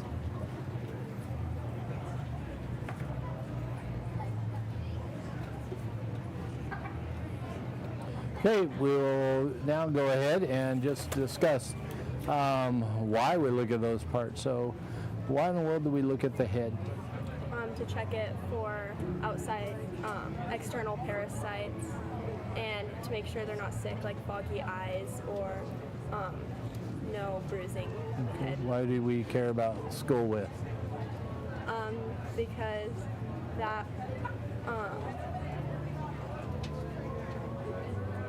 is an example of how well their skeletal structure is, and give you an idea of how well they'll grow. Thank you. Do you have anything to add about why we look at the head? To check for parasites and Okay. like diseases and stuff. How about the hackle? Is so to see if it's like in the right place, and to see if like not like carpet. Okay. All right. Do you have anything to add to hackle? To make sure there's no lice or mites in it. Okay, how about with the back? With the back, I'm not sure. Okay, thank you. Why do we look at with the back? We're looking at with the back for production, and if it's straight out or if it thins in for quality. Thank you. You have anything to add about with the back? Why do we look at the European gland? I don't know. Okay, thank you. Why do we look at the European gland? You want to make sure that your European gland is actually producing oils, which the birds then spread around their feathers to keep them clean and cleanly. How about tail? You check their tail mainly to see if there's any broken feathers or any lice or mites that could accumulate there. Thank you.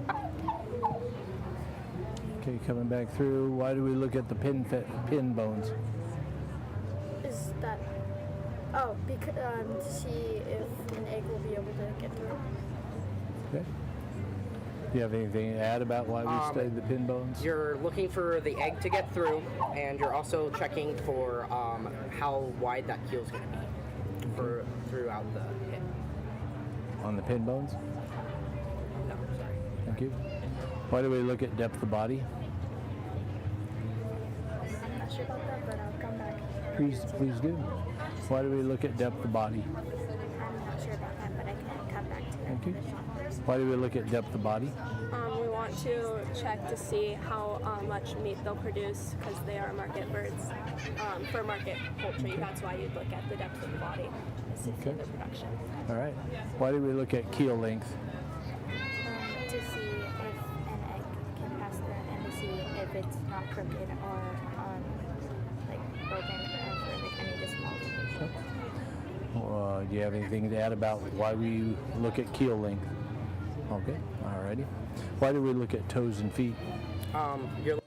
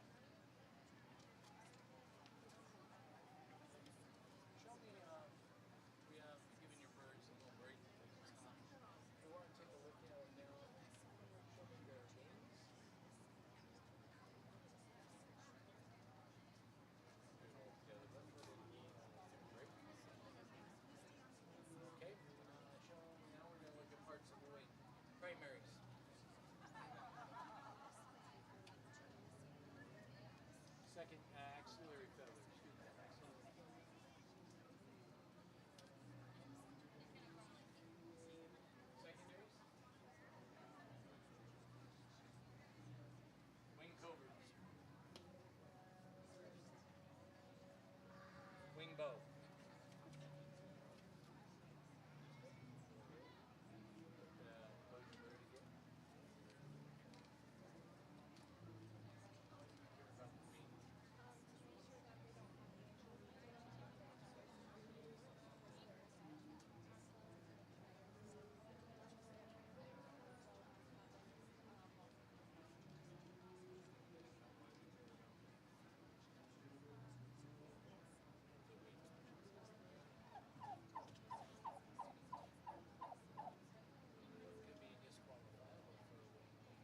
A split wing, which is where the axle feathers come in.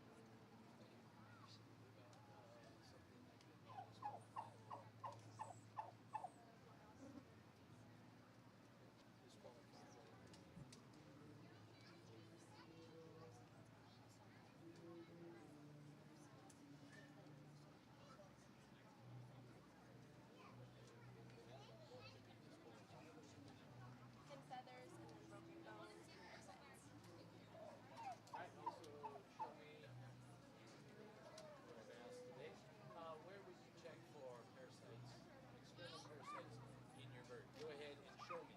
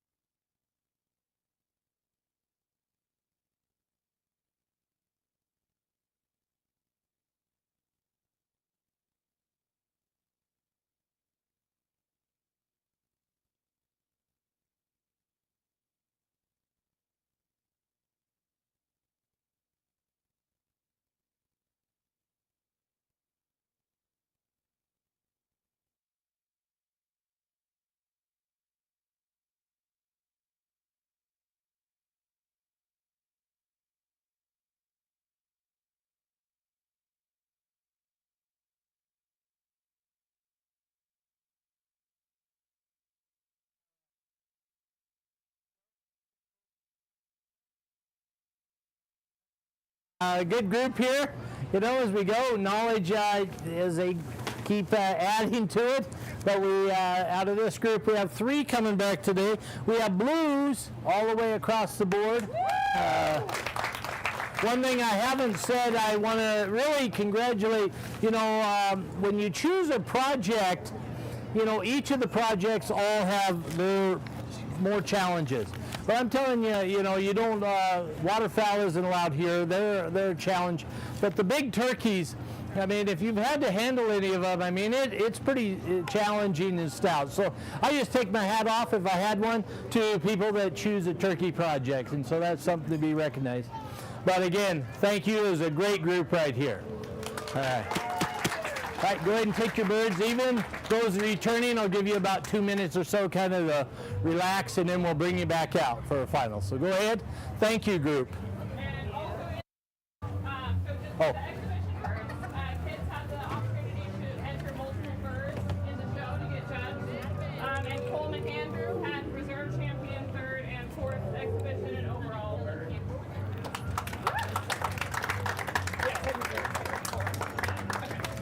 Over here, because I don't think Cole can hold that. All right. All right, so in this third class of intermediates, we have a blue for Isabel Thompson, Joshua Rich, and Lily Newman-Deaton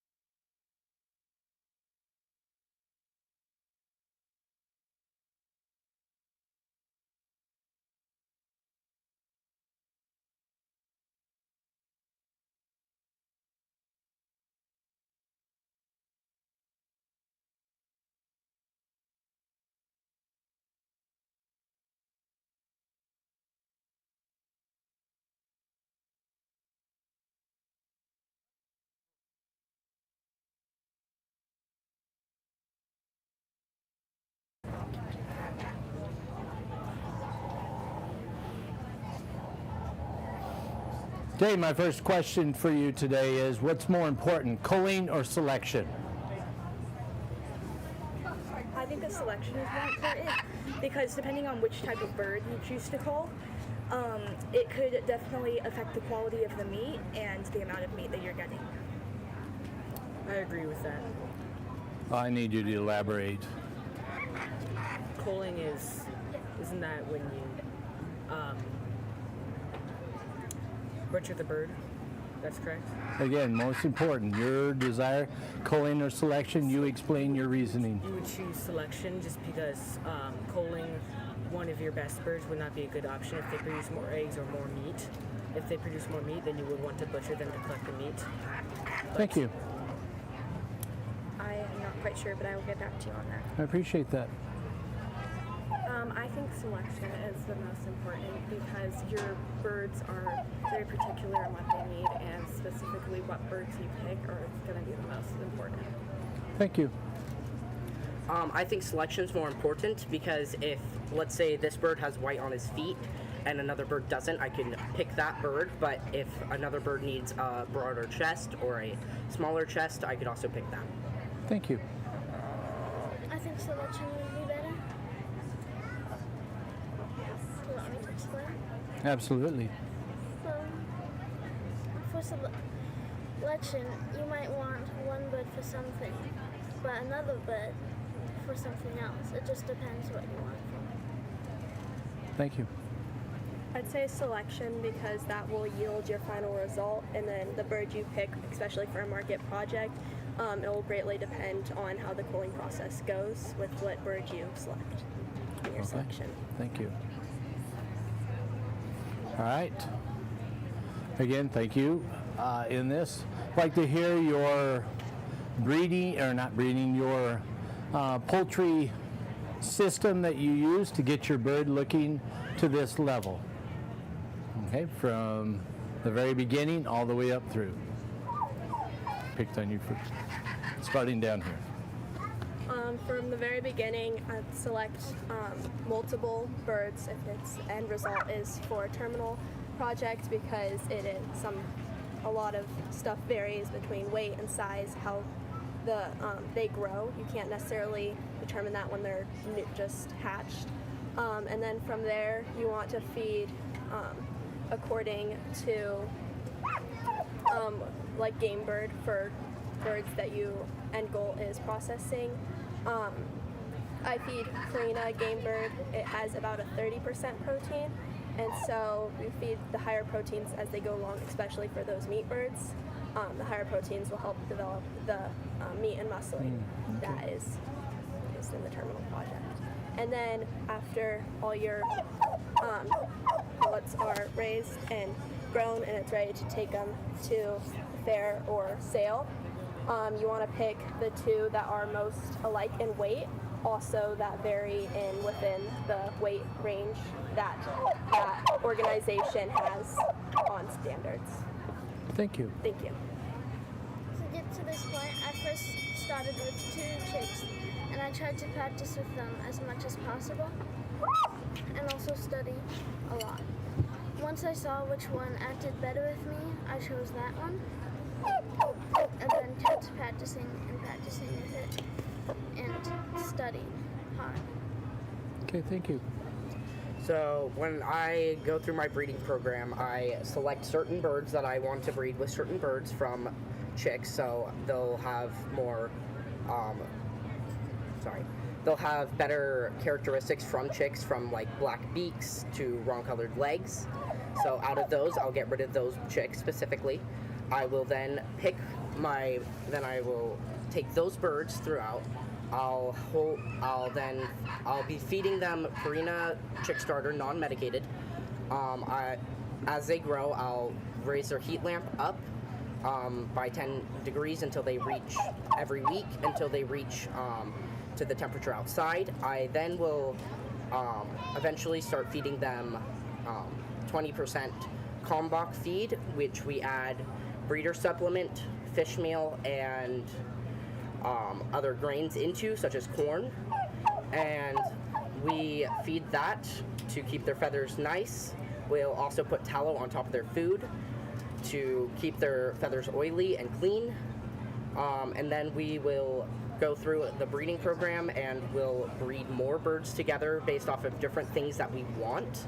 So, for example, this bird has white feet. He will breed that with a bird with very dark legs. Thank you. Well, I got her a year and a half before I actually knew about 4-H and participated in 4-H. So I got her mainly for backyard egg production. So she's not a recognized breed in the standard because of that.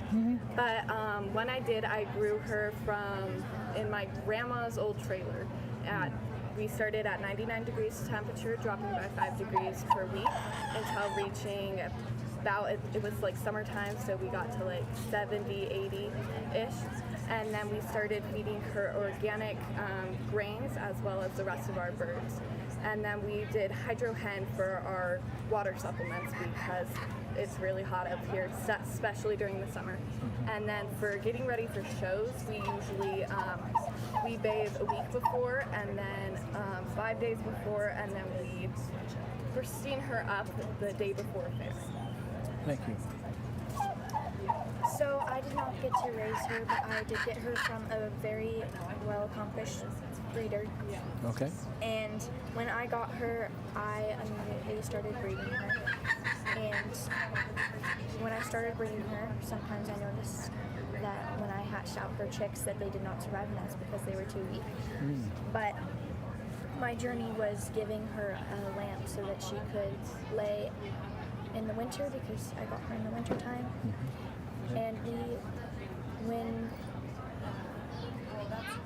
And she's a pair, so she also had her husband with her, and yeah, that's how I started breeding them.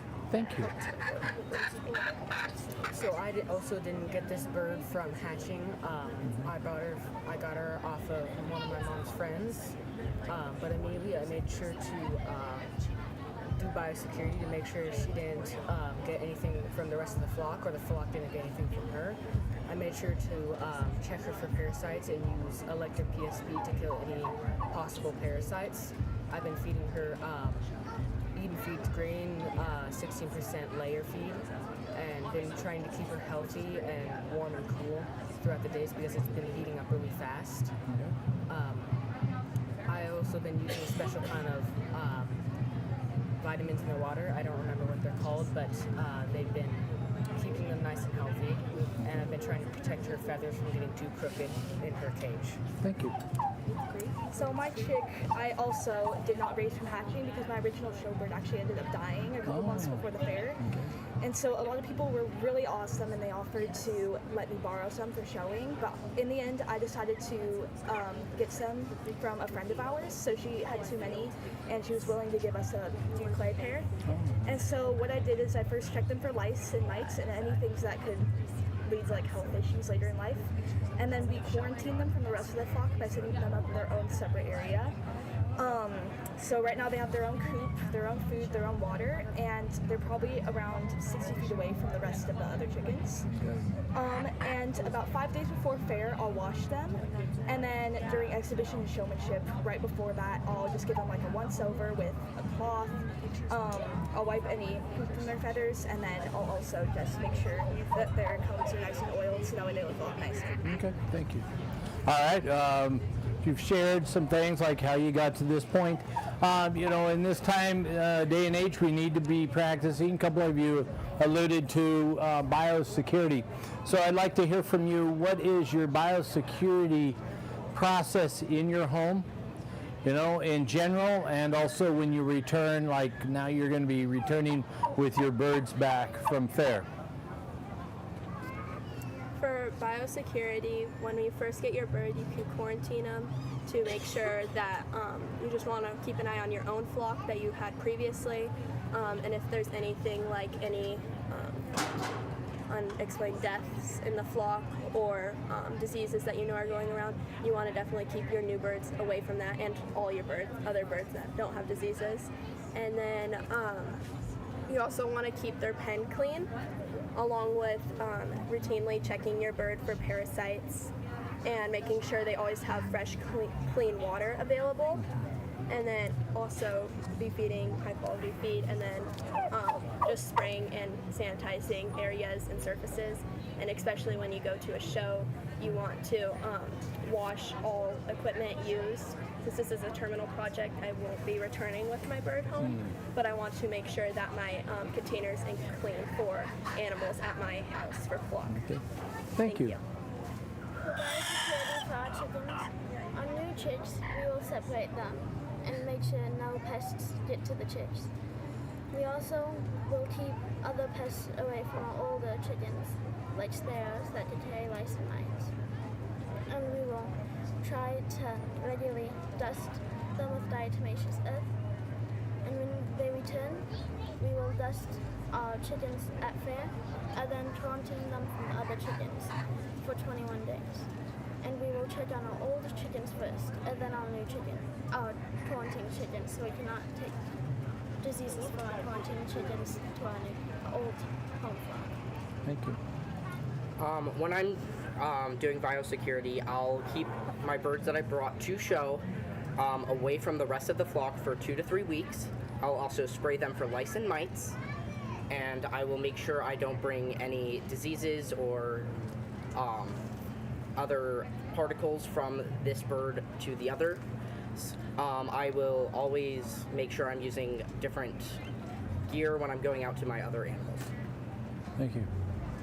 So for biosecurity, with her, because I only have the one bird, you don't have to slowly introduce your coop after the 3 or 4 weeks quarantine after you bring them back.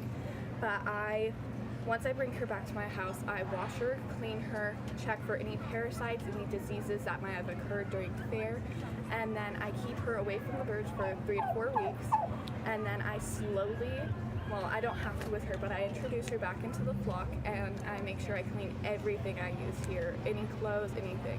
And then I keep my water, I routinely clean that probably twice daily, if sometimes, depending on how hot it is, to keep bacteria out.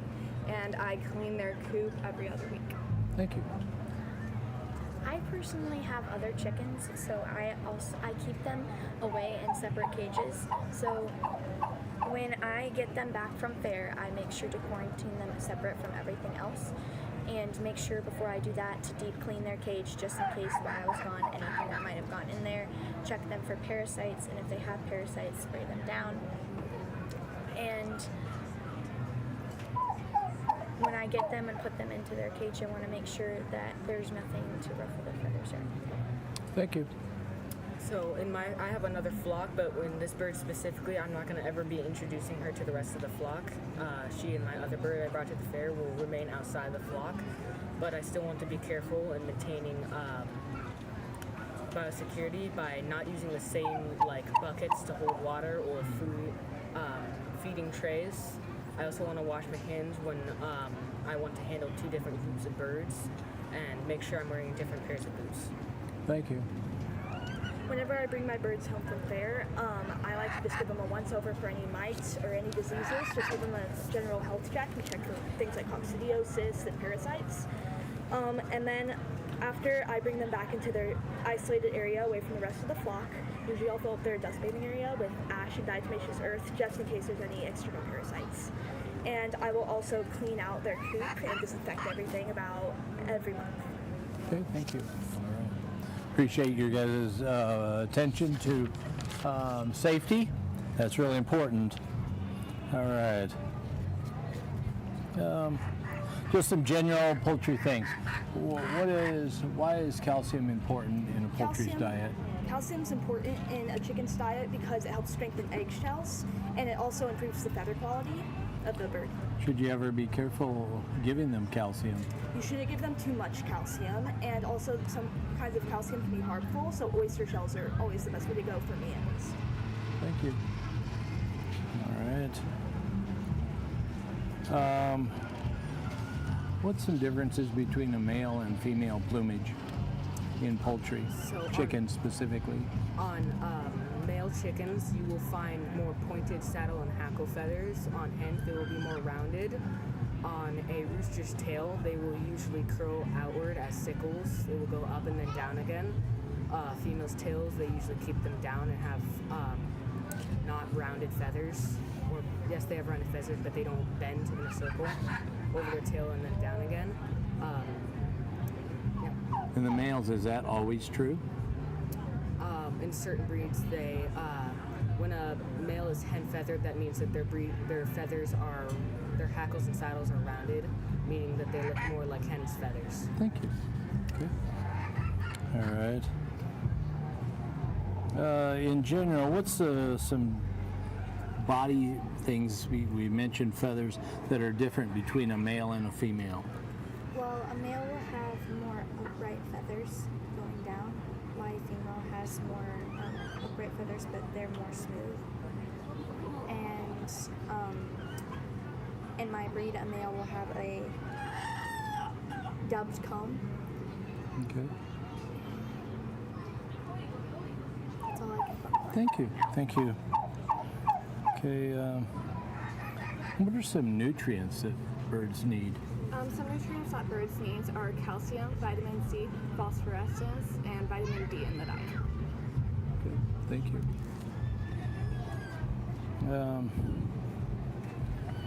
In terms of feeding straight scratch to birds, is that a good thing? Why or why not? It's not a good thing because they won't get the right amount of vitamins or calcium.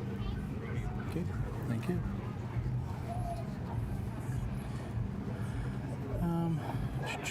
So what does molt mean? Molt is when the chickens will grow through a new reproductive cycle. They will lose all the feathers and the hens will stop laying. When they grow back the feathers, they will grow into a new reproductive cycle. Thank you. And do chickens ever have teeth? No. Okay, thank you. All right, looking here. I'd like you to tell me by your hand, showing me on your hand, the number of sets of feathers that from chick to adult in their first year. Is it 1 set, 2 set, 10 sets? Show me by your hands what number of sets of feathers do chicks go from chick to adult.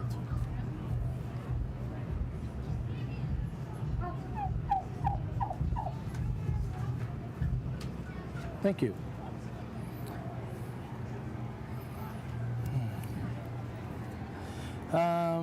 When you're providing artificial, using an artificial incubator to hatch eggs, what are the needs that need to be supplied? There needs to be at least 60% humidity for the eggs to be moist enough to hatch. And then the temperature should be around 99 degrees Fahrenheit. And also, the eggs need to be turned so that way the embryo doesn't stick to one side of the shell. Okay. Do you agree, disagree with that? I agree with that. Okay, how about with using a broody? What needs to be provided? So the broody hen should stay on the eggs for most of the time they're on there. They should leave only about twice, maybe every week or so. The heat should be similar, about 99 degrees Fahrenheit. And the moisture level needs to be same. They also turn the eggs themselves with using their beak. Thank you. All right. How many feather tracks do chickens have?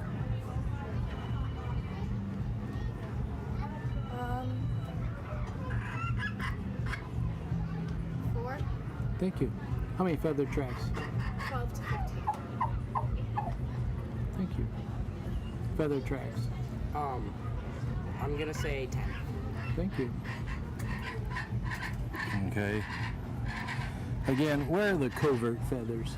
The coverts are the small feathers. They are found covering in the gaps on the flight feathers on the wings and the main tail feathers. Thank you. What is the function of the comb and wattles? The function of the comb and wattles is Or the snood? Or the snood. Sex identification, temperature regulation, and mating. And then regarding my last question, I'd just like to say I misspoke, and they do. Chickens do have a tooth at one point when they first hatch to break out of the egg. Thank you. All right. Okay. All right. All right. going back, what's a broiler? A broiler is a meat chicken that's usually around 16 to 18 weeks of age. Again, how many? 16 to 18 weeks of Okay, age. all right. What's a roaster? A roaster is a meat bird in between 14 and 16 weeks, I believe. Thank you. Okay. What is a capon? I'm not sure. Okay. What's a capon? A capon is a castrated male chicken. Okay. Do you agree with that? Yes. All right. And at what age do you usually process a capon? You usually process them about 3 months old. Okay. All right. What is bumblefoot? Bumblefoot is a staph infection found on the bottom of the foot. It is where the pad will swell up, and is usually from ammonia in the liver. Okay. All right. Talking about what is the function of, what is the gizzard and its function? The gizzard is in the throat, and it is to help break down food, and sometimes birds will swallow and eat rocks to help the gizzard function. Okay, very good. All right. Okay, you have done a nice job. You guys have studied, and that's great. We're just going to go back to now some APA type questions and give you a chance to answer those. All right. On the scale of points, how many points is your bird's type worth? My bird's type, I believe, is worth around 15 points. Okay. On the scale of points, what is your bird's type worth? I do not know, I'm sorry. Okay. Your bird's, on the scale of points, what's your bird's type worth? Probably around 15. Okay. Again, scale of points, what's your bird's type worth? I do not know, but I will get back to you. Thank you. Your bird's type, what is it worth? It's going to be worth 10 points. Okay. Your bird's type, what would be worth? Okay. 15. Okay. Thank you. Alrighty. Again, going back, you always get picked on when entering a new bird into the American Poultry Association, breed or variety, what is the process? I am not sure about that. I'll get back to you. Okay. What is the process entering a new breed or variety into the American Poultry Association? The board will look at the bird, see if it has good things, like if you can breed them and get the same bird. Thank you. What is the process to enter a new breed or variety in the American Poultry Association? So, when you'll go to a certain amount of shows, and with a certain amount of birds for a certain amount of years, so around 7 to 15, and then you'll be asked to go to a certain show with at least 5 other breeders, bringing around 15 birds to at least to be admitted. Thank you. What's the process to enter a bird in American Poultry Association, new breed or variety? Huh? How do you enter a new breed or variety into the standard? You have to make sure, you have to first figure out what bird you're adding in, and then you usually have to get a sponsor to actually admit it into the Poultry Association. You also have to look at the variety, what are the basics of it, like what should it have, what it should not have for disqualifications and or defects, as well as the economical purposes and standard weights. Thank you. What's the process to enter a bird in a new breed or variety in the American Poultry Association? As like she said, you have to get a sponsor. You find the breed that you want to put into the standard, and then you have to go through the whole process of putting it in and see if it gets accepted. Okay. Process to enter a new breed or variety into the American Poultry Association. So first you would want to choose the new breed or variety, and then you would, like they said, you would need a sponsor. You would also need to have a large amount of that bird to find like an average, and you would need to compare them and see what is the most common. Thank you. What is the process to enter a new breed or variety into the American Poultry Association? Well, first you need to go to a certain amount of shows, or basically competitions, to kind of see the different breeds that are there and learn a bit more about them. And then next you're going to need to figure out what type of variety or breed you'd like to create to add into the standard. You're gonna have to figure out how to make it, and then, like they said, get a sponsor for that, so that way they can sponsor your breed. And then you need to find the average of your bird and what it's gonna be used for. Okay. Thank you. Alrighty. Yes, so I'm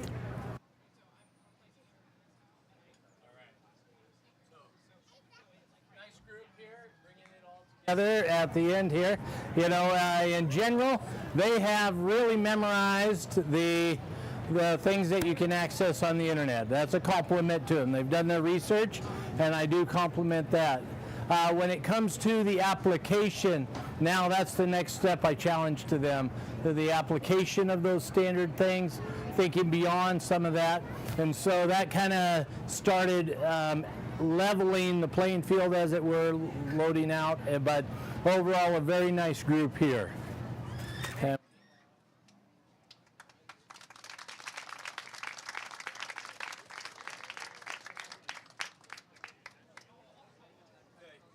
today, out of there, we placed 4.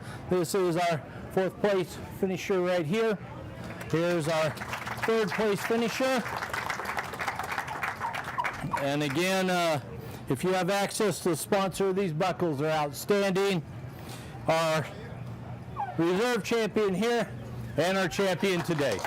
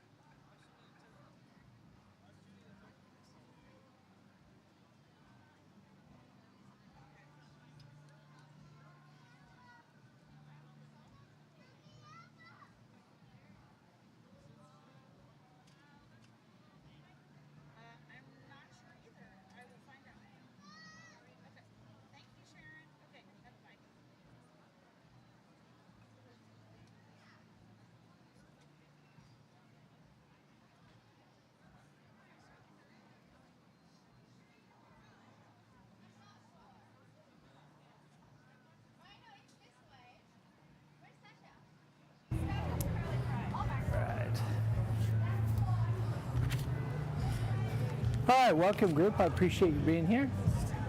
And getting long in the day, but like you just tell me about yourself and your bird, what breed, variety, gender, class it's in, what you care to share. Hello, my name is Brooklyn Fletcher, and I'm a 16-year-old, and I've been doing 4-H for 5 years. And this is my turkey, Georgie. He's a tom, a white broad-breasted turkey, and he's about 4 months old. Thank you. Hi, my name is Samantha Guadagnini. This is my 11th year in 4-H and my 9th in poultry. This is my Wheaten Americana hen, Brownie. She's 8 years old. Her variety and breed were admitted into the Standard of Perfection in 1984. Her breed belongs to the All Other Standard class. She is actually the bird I showed the first year I showed, so I thought it'd be fun to bring her back. Wow, excellent.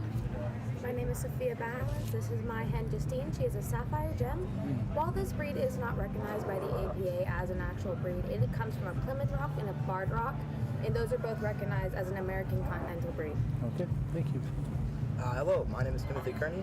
This is my 4th year in 4-H, as well as my 4th year in poultry. This is my hen, Buttercup.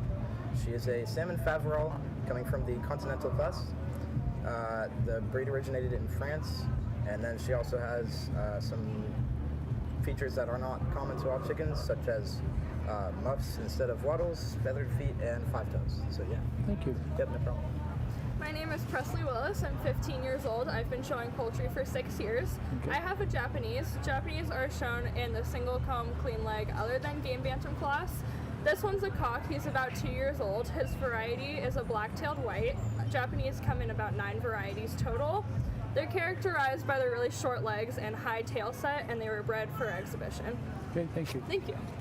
So some of these questions that I will ask, you actually will maybe have answered already, just ask you to expand. But right now we're going to go ahead and have you, you've posed them, you've worked with them, that's great, but I'm going to ask you to lift your bird up, take it, and we're going to work on you showing me the parts of your bird. So starting, show me the beak.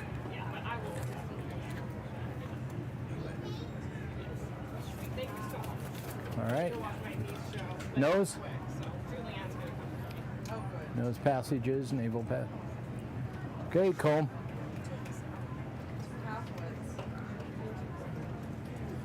All right, down to the eyes. Ears and earlobes.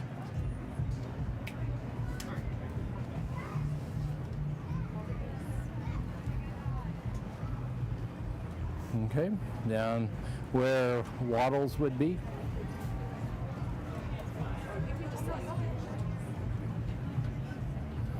Show me width of skull.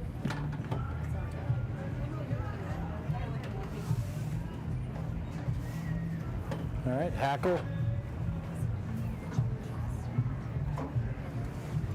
All right, width the back. All right, preening gland.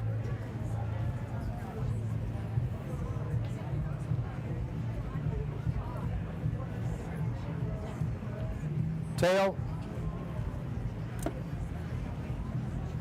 Vent. Okay. Pin bones and width.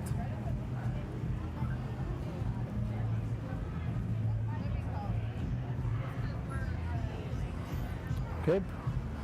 Down into the depth of body.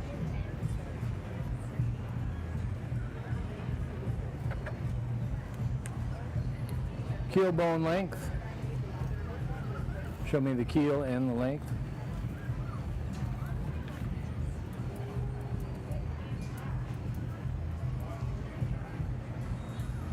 Okay. All right, let's go ahead and show me the wings.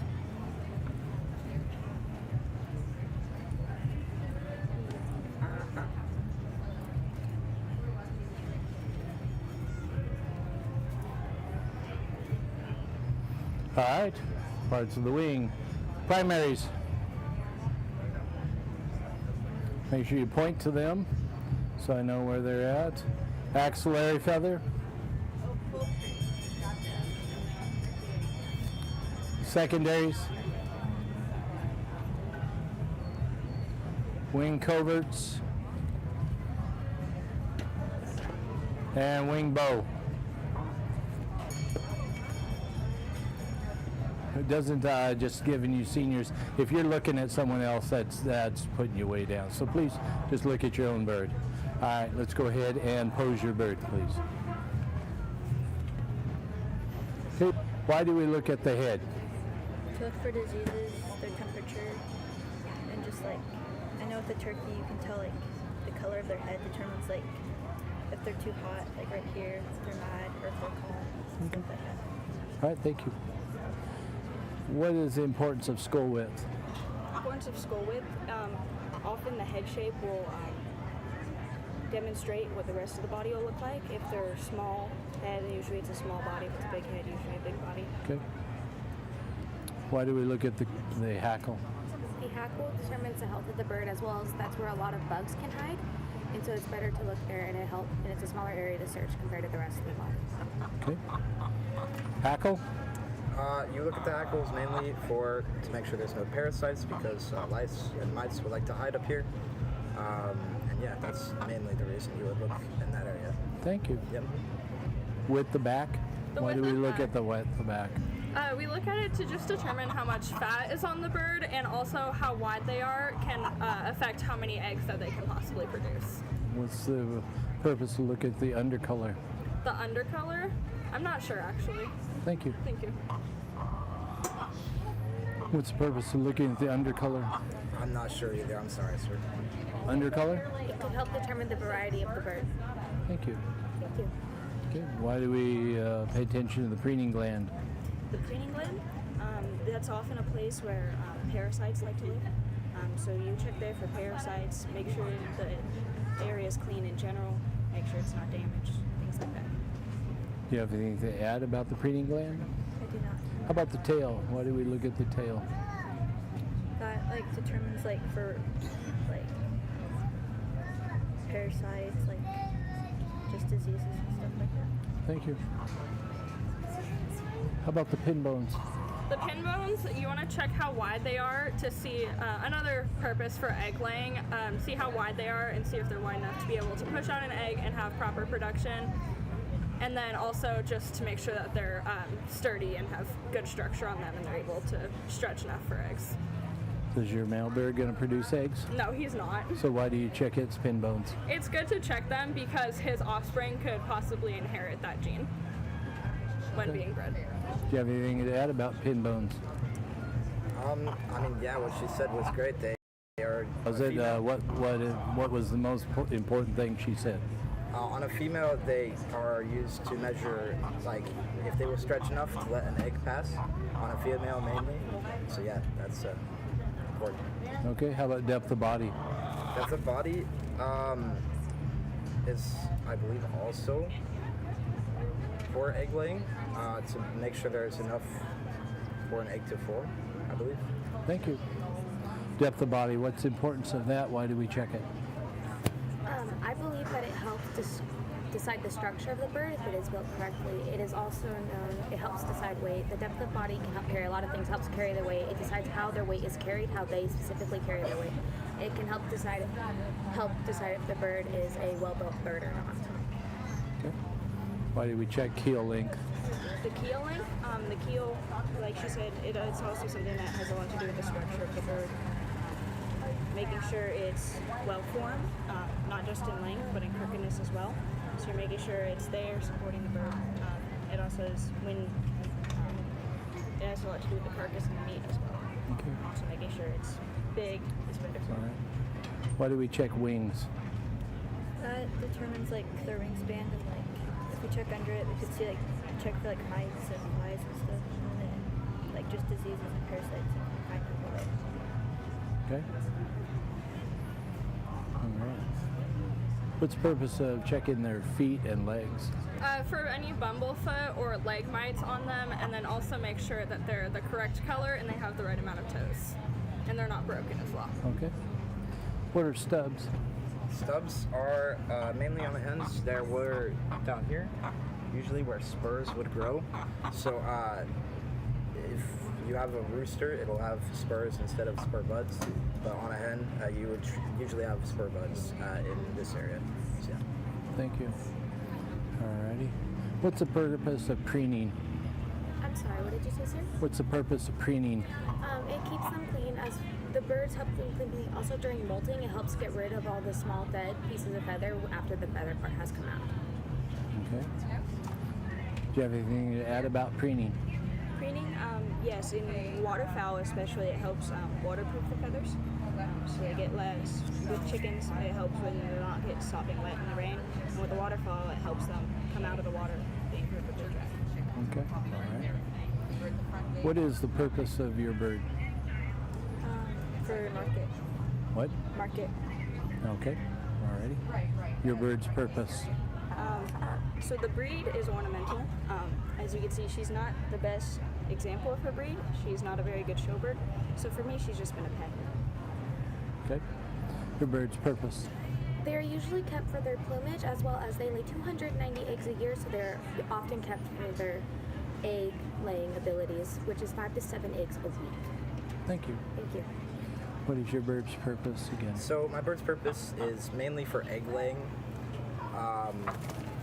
However, they are not as good as other birds such as white leghorns, so they would not be used commercially. However, they are mainly used for their egg laying. So, yeah. Okay. So you said ornamental for this breed, but is that, can you, working through that, give me a bird that was produced for meat? Cornish were produced for meat. Okay, thank you. Thank you. Can you give me a breed that's produced for ornamental? Ornamental? I'm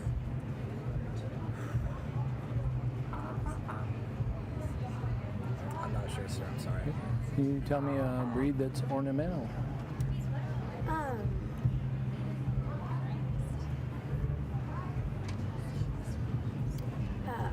Chocolate Orpingtons. Thank you. Thank you.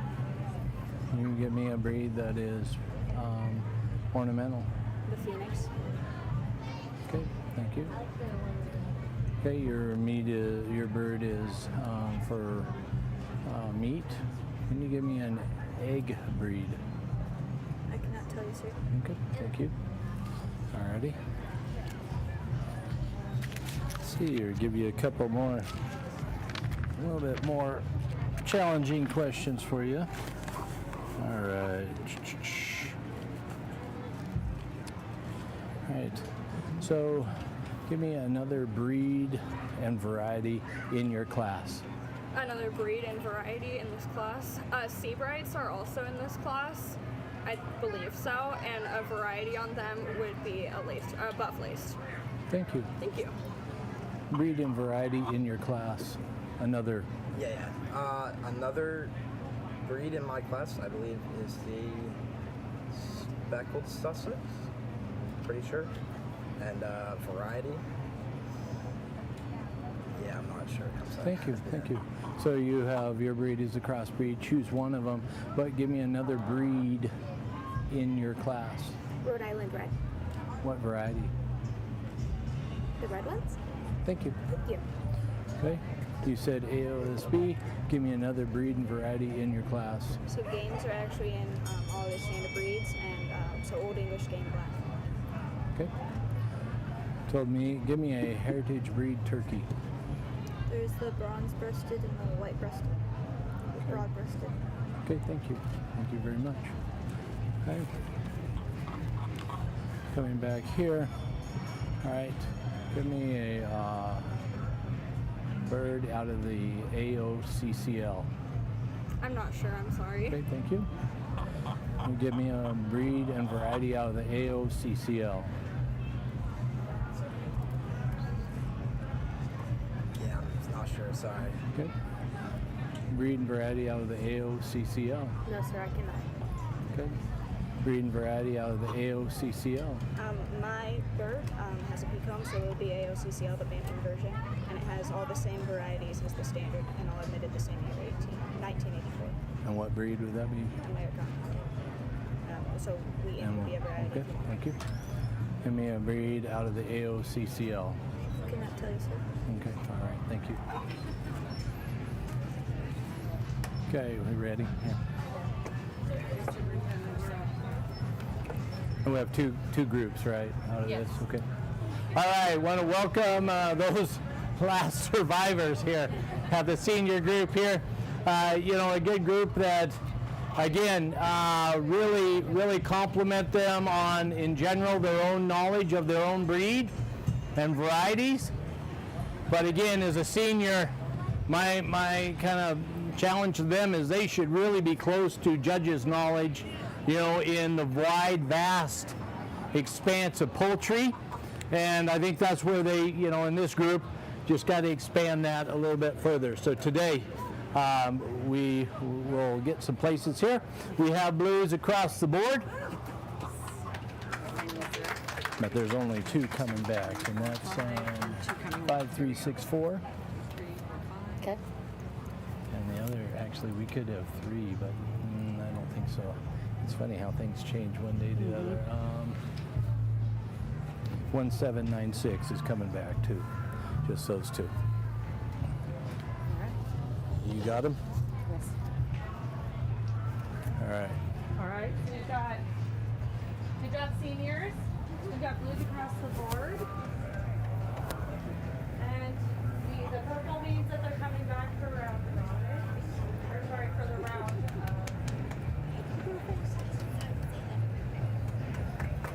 Very good.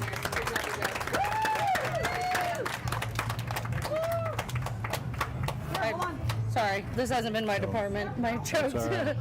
Thank you.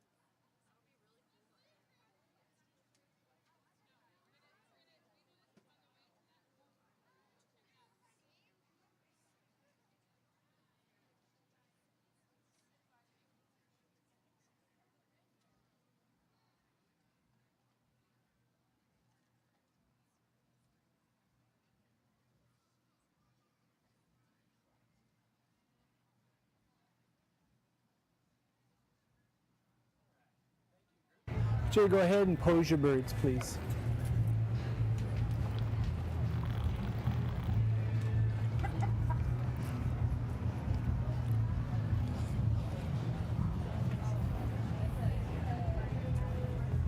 All right, I'm going to come by, ask you to go ahead and chat with me.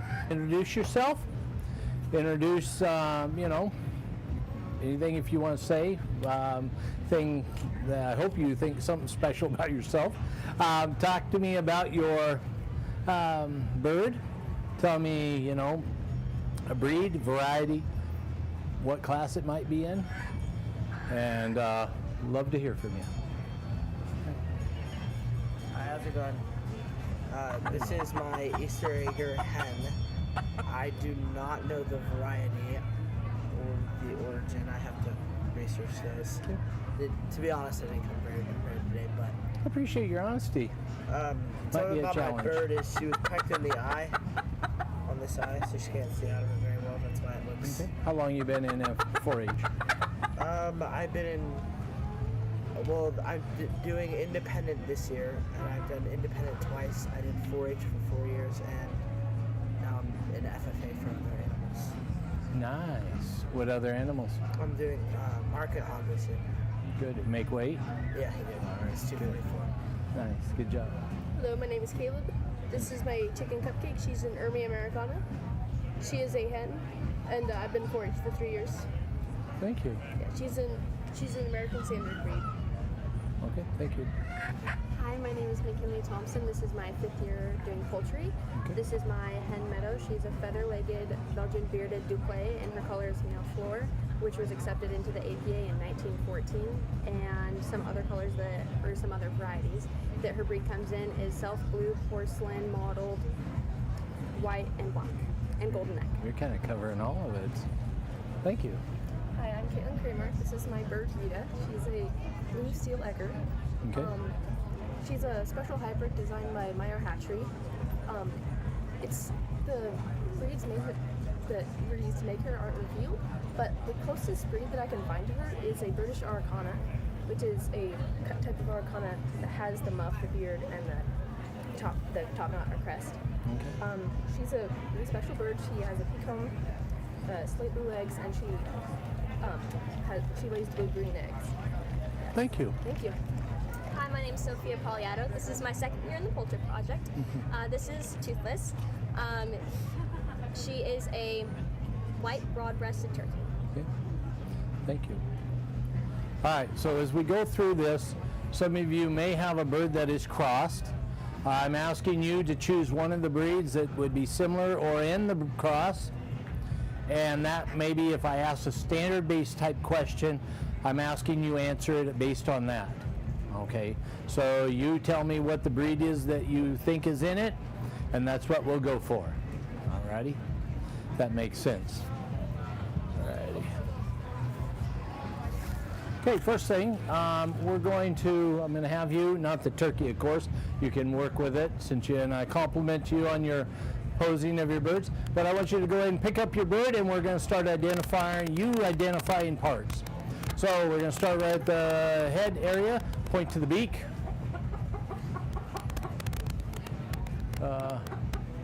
Nasal. Oops, how about the comb? All right, or where a comb might be. If your bird doesn't have that, just where it would be. Thank you for that. All righty. How about skull width? Show it to me where it would be. Okay, all right. Thank you. How about down to their eyes?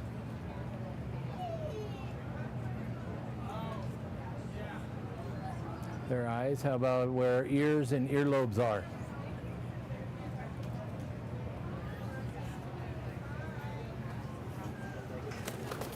Okay. Where a wattle would be if it had one? Or its beard, yeah. Okay. All right. Okay. Let's go ahead and work on looking at its hackle. Where a hackle would be. And again, seniors, please keep your eyes on your own bird when you're doing it. Okay. How about showing their width of back. And length of back for me. You got width of back, show me how you check for width of back. Okay, and length of back, okay. Preening gland, show that to me.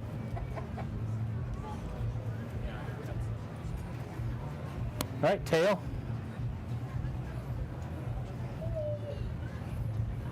Vent.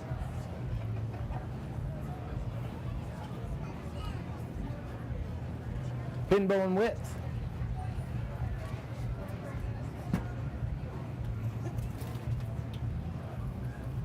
Okay. All right. Depth of body.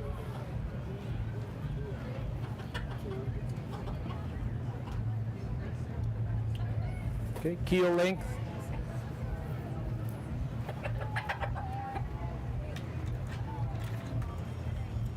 All right, feet and legs.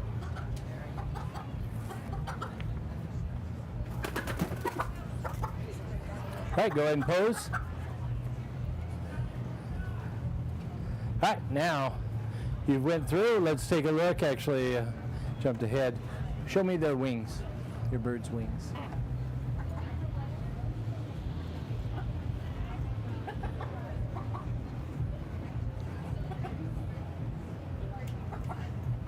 Okay. Now, pointing to them, show me where the primaries are. Axillary feather.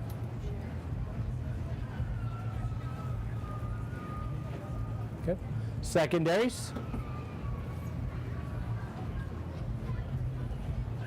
Okay. Coverts, wing coverts. And wing bow. Okay, go ahead and put your pose your bird, please. All right, we'll talk about the purpose of evaluating those areas. Okay. Why do we evaluate the head? To make sure the bird's not sick, and it's like a vet check to make sure everything's good. Okay. Do you have anything to add about checking the head? Check for any lice and mites. How about head skull width? Why would we choose that? Check that. To make sure that they can properly digest stuff. Okay, thank you. Why do we look at skull width? I'm not sure what the correct answer is, but Tell it to maybe me. it's for your specific breed, if there's supposed to be a specific width of it, or maybe just for healthy, for a healthy bird. Thank you. Why do you look at the hackle? Well, maybe just to check feathers, because for my breed, they're supposed to be short and blunt. Maybe looking at undercolor. Thank you. When checking back. Okay. Why do we look at the vent? To make sure that it's healthy and clear, and there's below it, you want to make sure that there's no extra feces underneath, and you can also see lice if they were to be around the vent. Why do we check the pin bones? To see if they have enough space for an egg to pass through. Okay, do you do that for all birds? Well, if it's a rooster, well then it's not really eggs. So probably good to still see if it's a healthy, just part not smashed together. Okay, thank you. What's the purpose of checking depth of body? As far as processing and stuff, just make sure they have good meat, good hang weight and stuff, and also just to make sure they can hold their body weight if you're putting weight on them and stuff. Thank you. What's the purpose of keel bone length? I don't know. Okay, thank you. What's the purpose of keel bone length? I don't know, but I'll get back to you that later. I hope so. What's the purpose of keel bone length? When you measure the keel bone, you do want to see if it's straight, to make sure that they don't, again, have a disease like rickets, which is a lack of phosphorus, vitamin D, and calcium. Thank you. Have you ever seen a bird with rickets? I have not. None of my birds have ever had it. Thank you. Alrighty. Why do we check the feet and legs of a bird? Make sure that they're healthy, all the scales are down, there's no lice or mites or anything on them, and they're good form. Okay. Also, do you have anything to add about why we check their legs and feet? Just as far like make sure you can have like diseases or bacteria and stuff we can get in it as far as like parasites external. Just make sure they are clean and healthy. All right. Good. Two.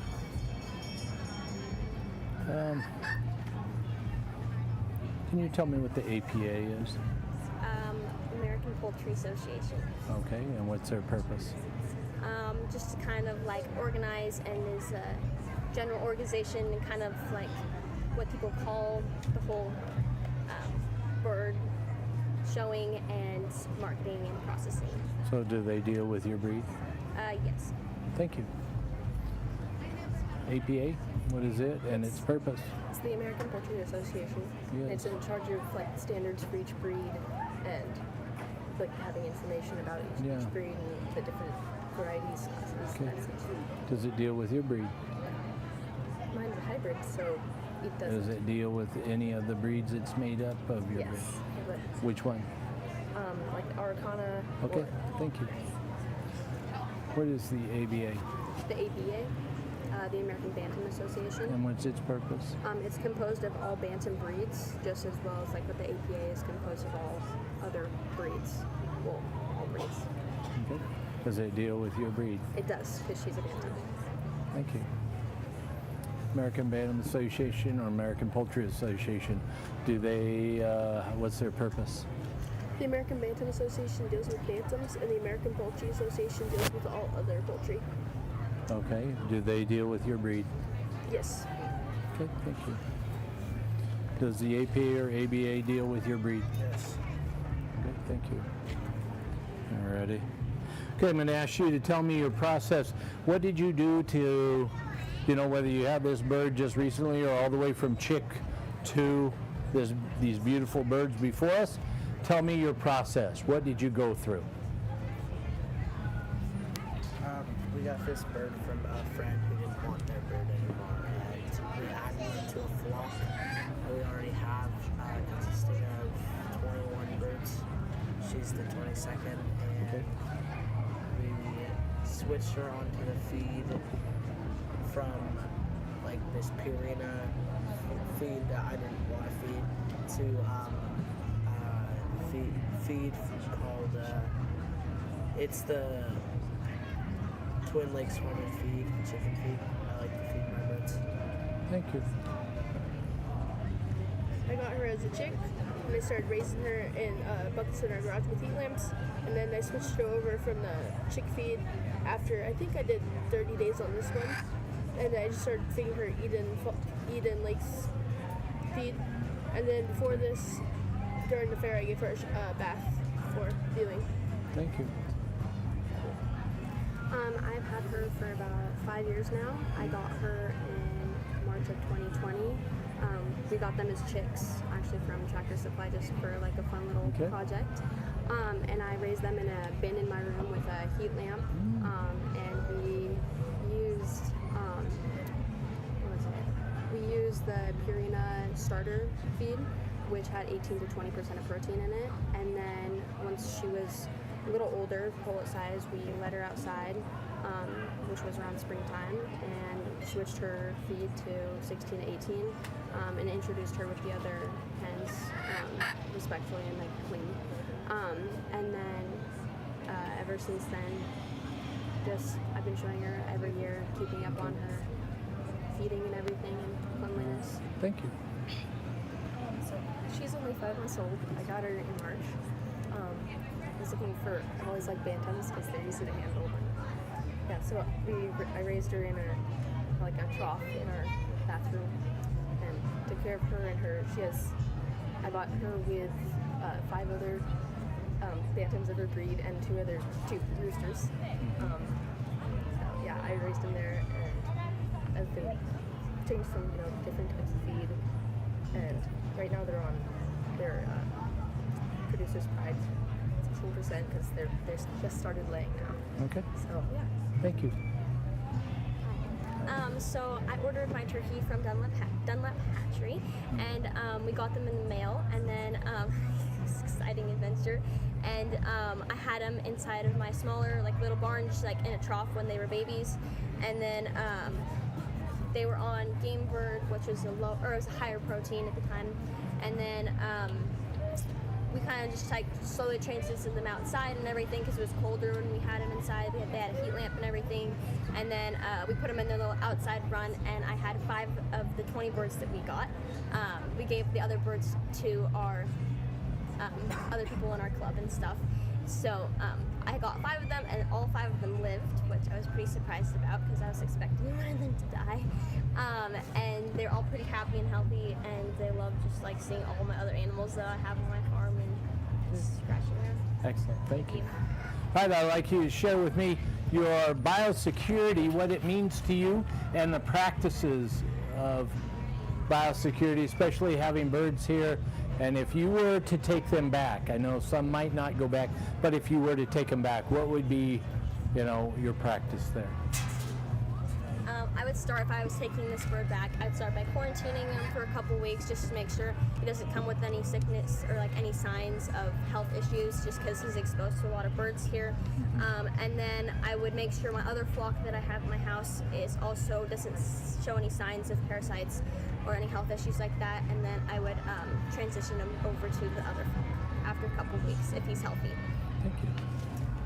When I bring her, and I have a pair, so both of them, when I bring them home, we keep them, their little flock is already separate from the other ones because they're my show birds, and I don't want any diseases from other flock to come in. So when I take them home, I'll quarantine just the 2 of them for a little bit, probably a few days. Check every day, make sure there are no diseases, no lice or mites, because there's lots of birds that can get it from here. And then I slowly, if they show that they're staying healthy, then transition them to their own little flock. Yeah, thank you. Biosecurity is very important to me because in previous years our show chickens that we brought to the fair contracted lice from other birds that snuck in past vet check. And so in that case, and when we go home, we would obviously want to thoroughly check them all in the warm places, near their vent, under their hackles, under their wings, for lice, and then as well as fleas around their earlobes too, and mites, like scaly-leg mites around their legs, and then bathe them.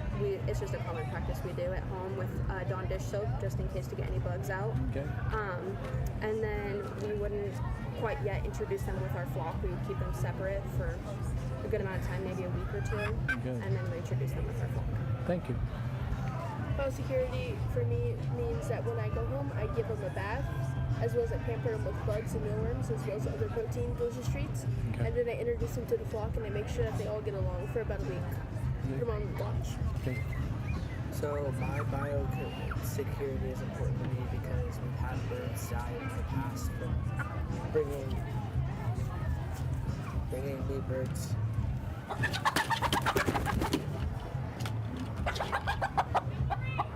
Sorry.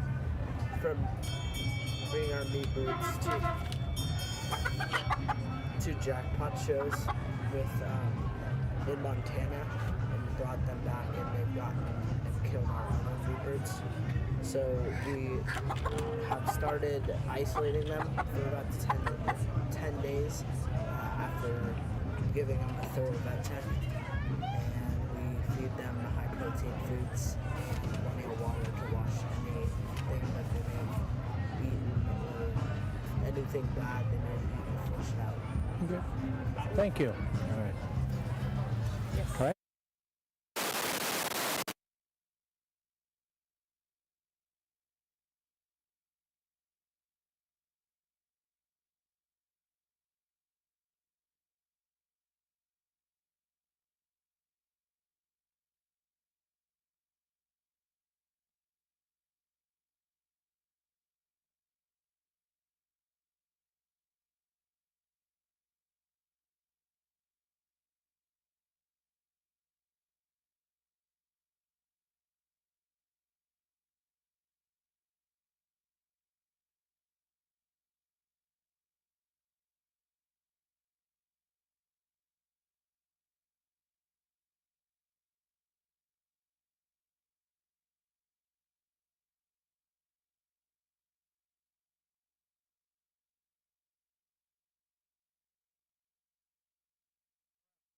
A good group here. Again, try to, some of them, make sure this is kind of a showcase. Prepare yourself, study, make sure your birds are well cared for and clean in this capacity as well. But overall, nice group. About the 3 finalists down here at the end will be returning for our round robin, or actually for the final seniors competition. But anyway, give them a round of applause there, please. Caleb Rich. Isabel Thompson is coming back. Caitlin Kramer. And Sophia Polietto. Good job, you guys. Very good. All right, go ahead and take yourself 2 to 5-ish minutes. We'll be right back. Give me a little break.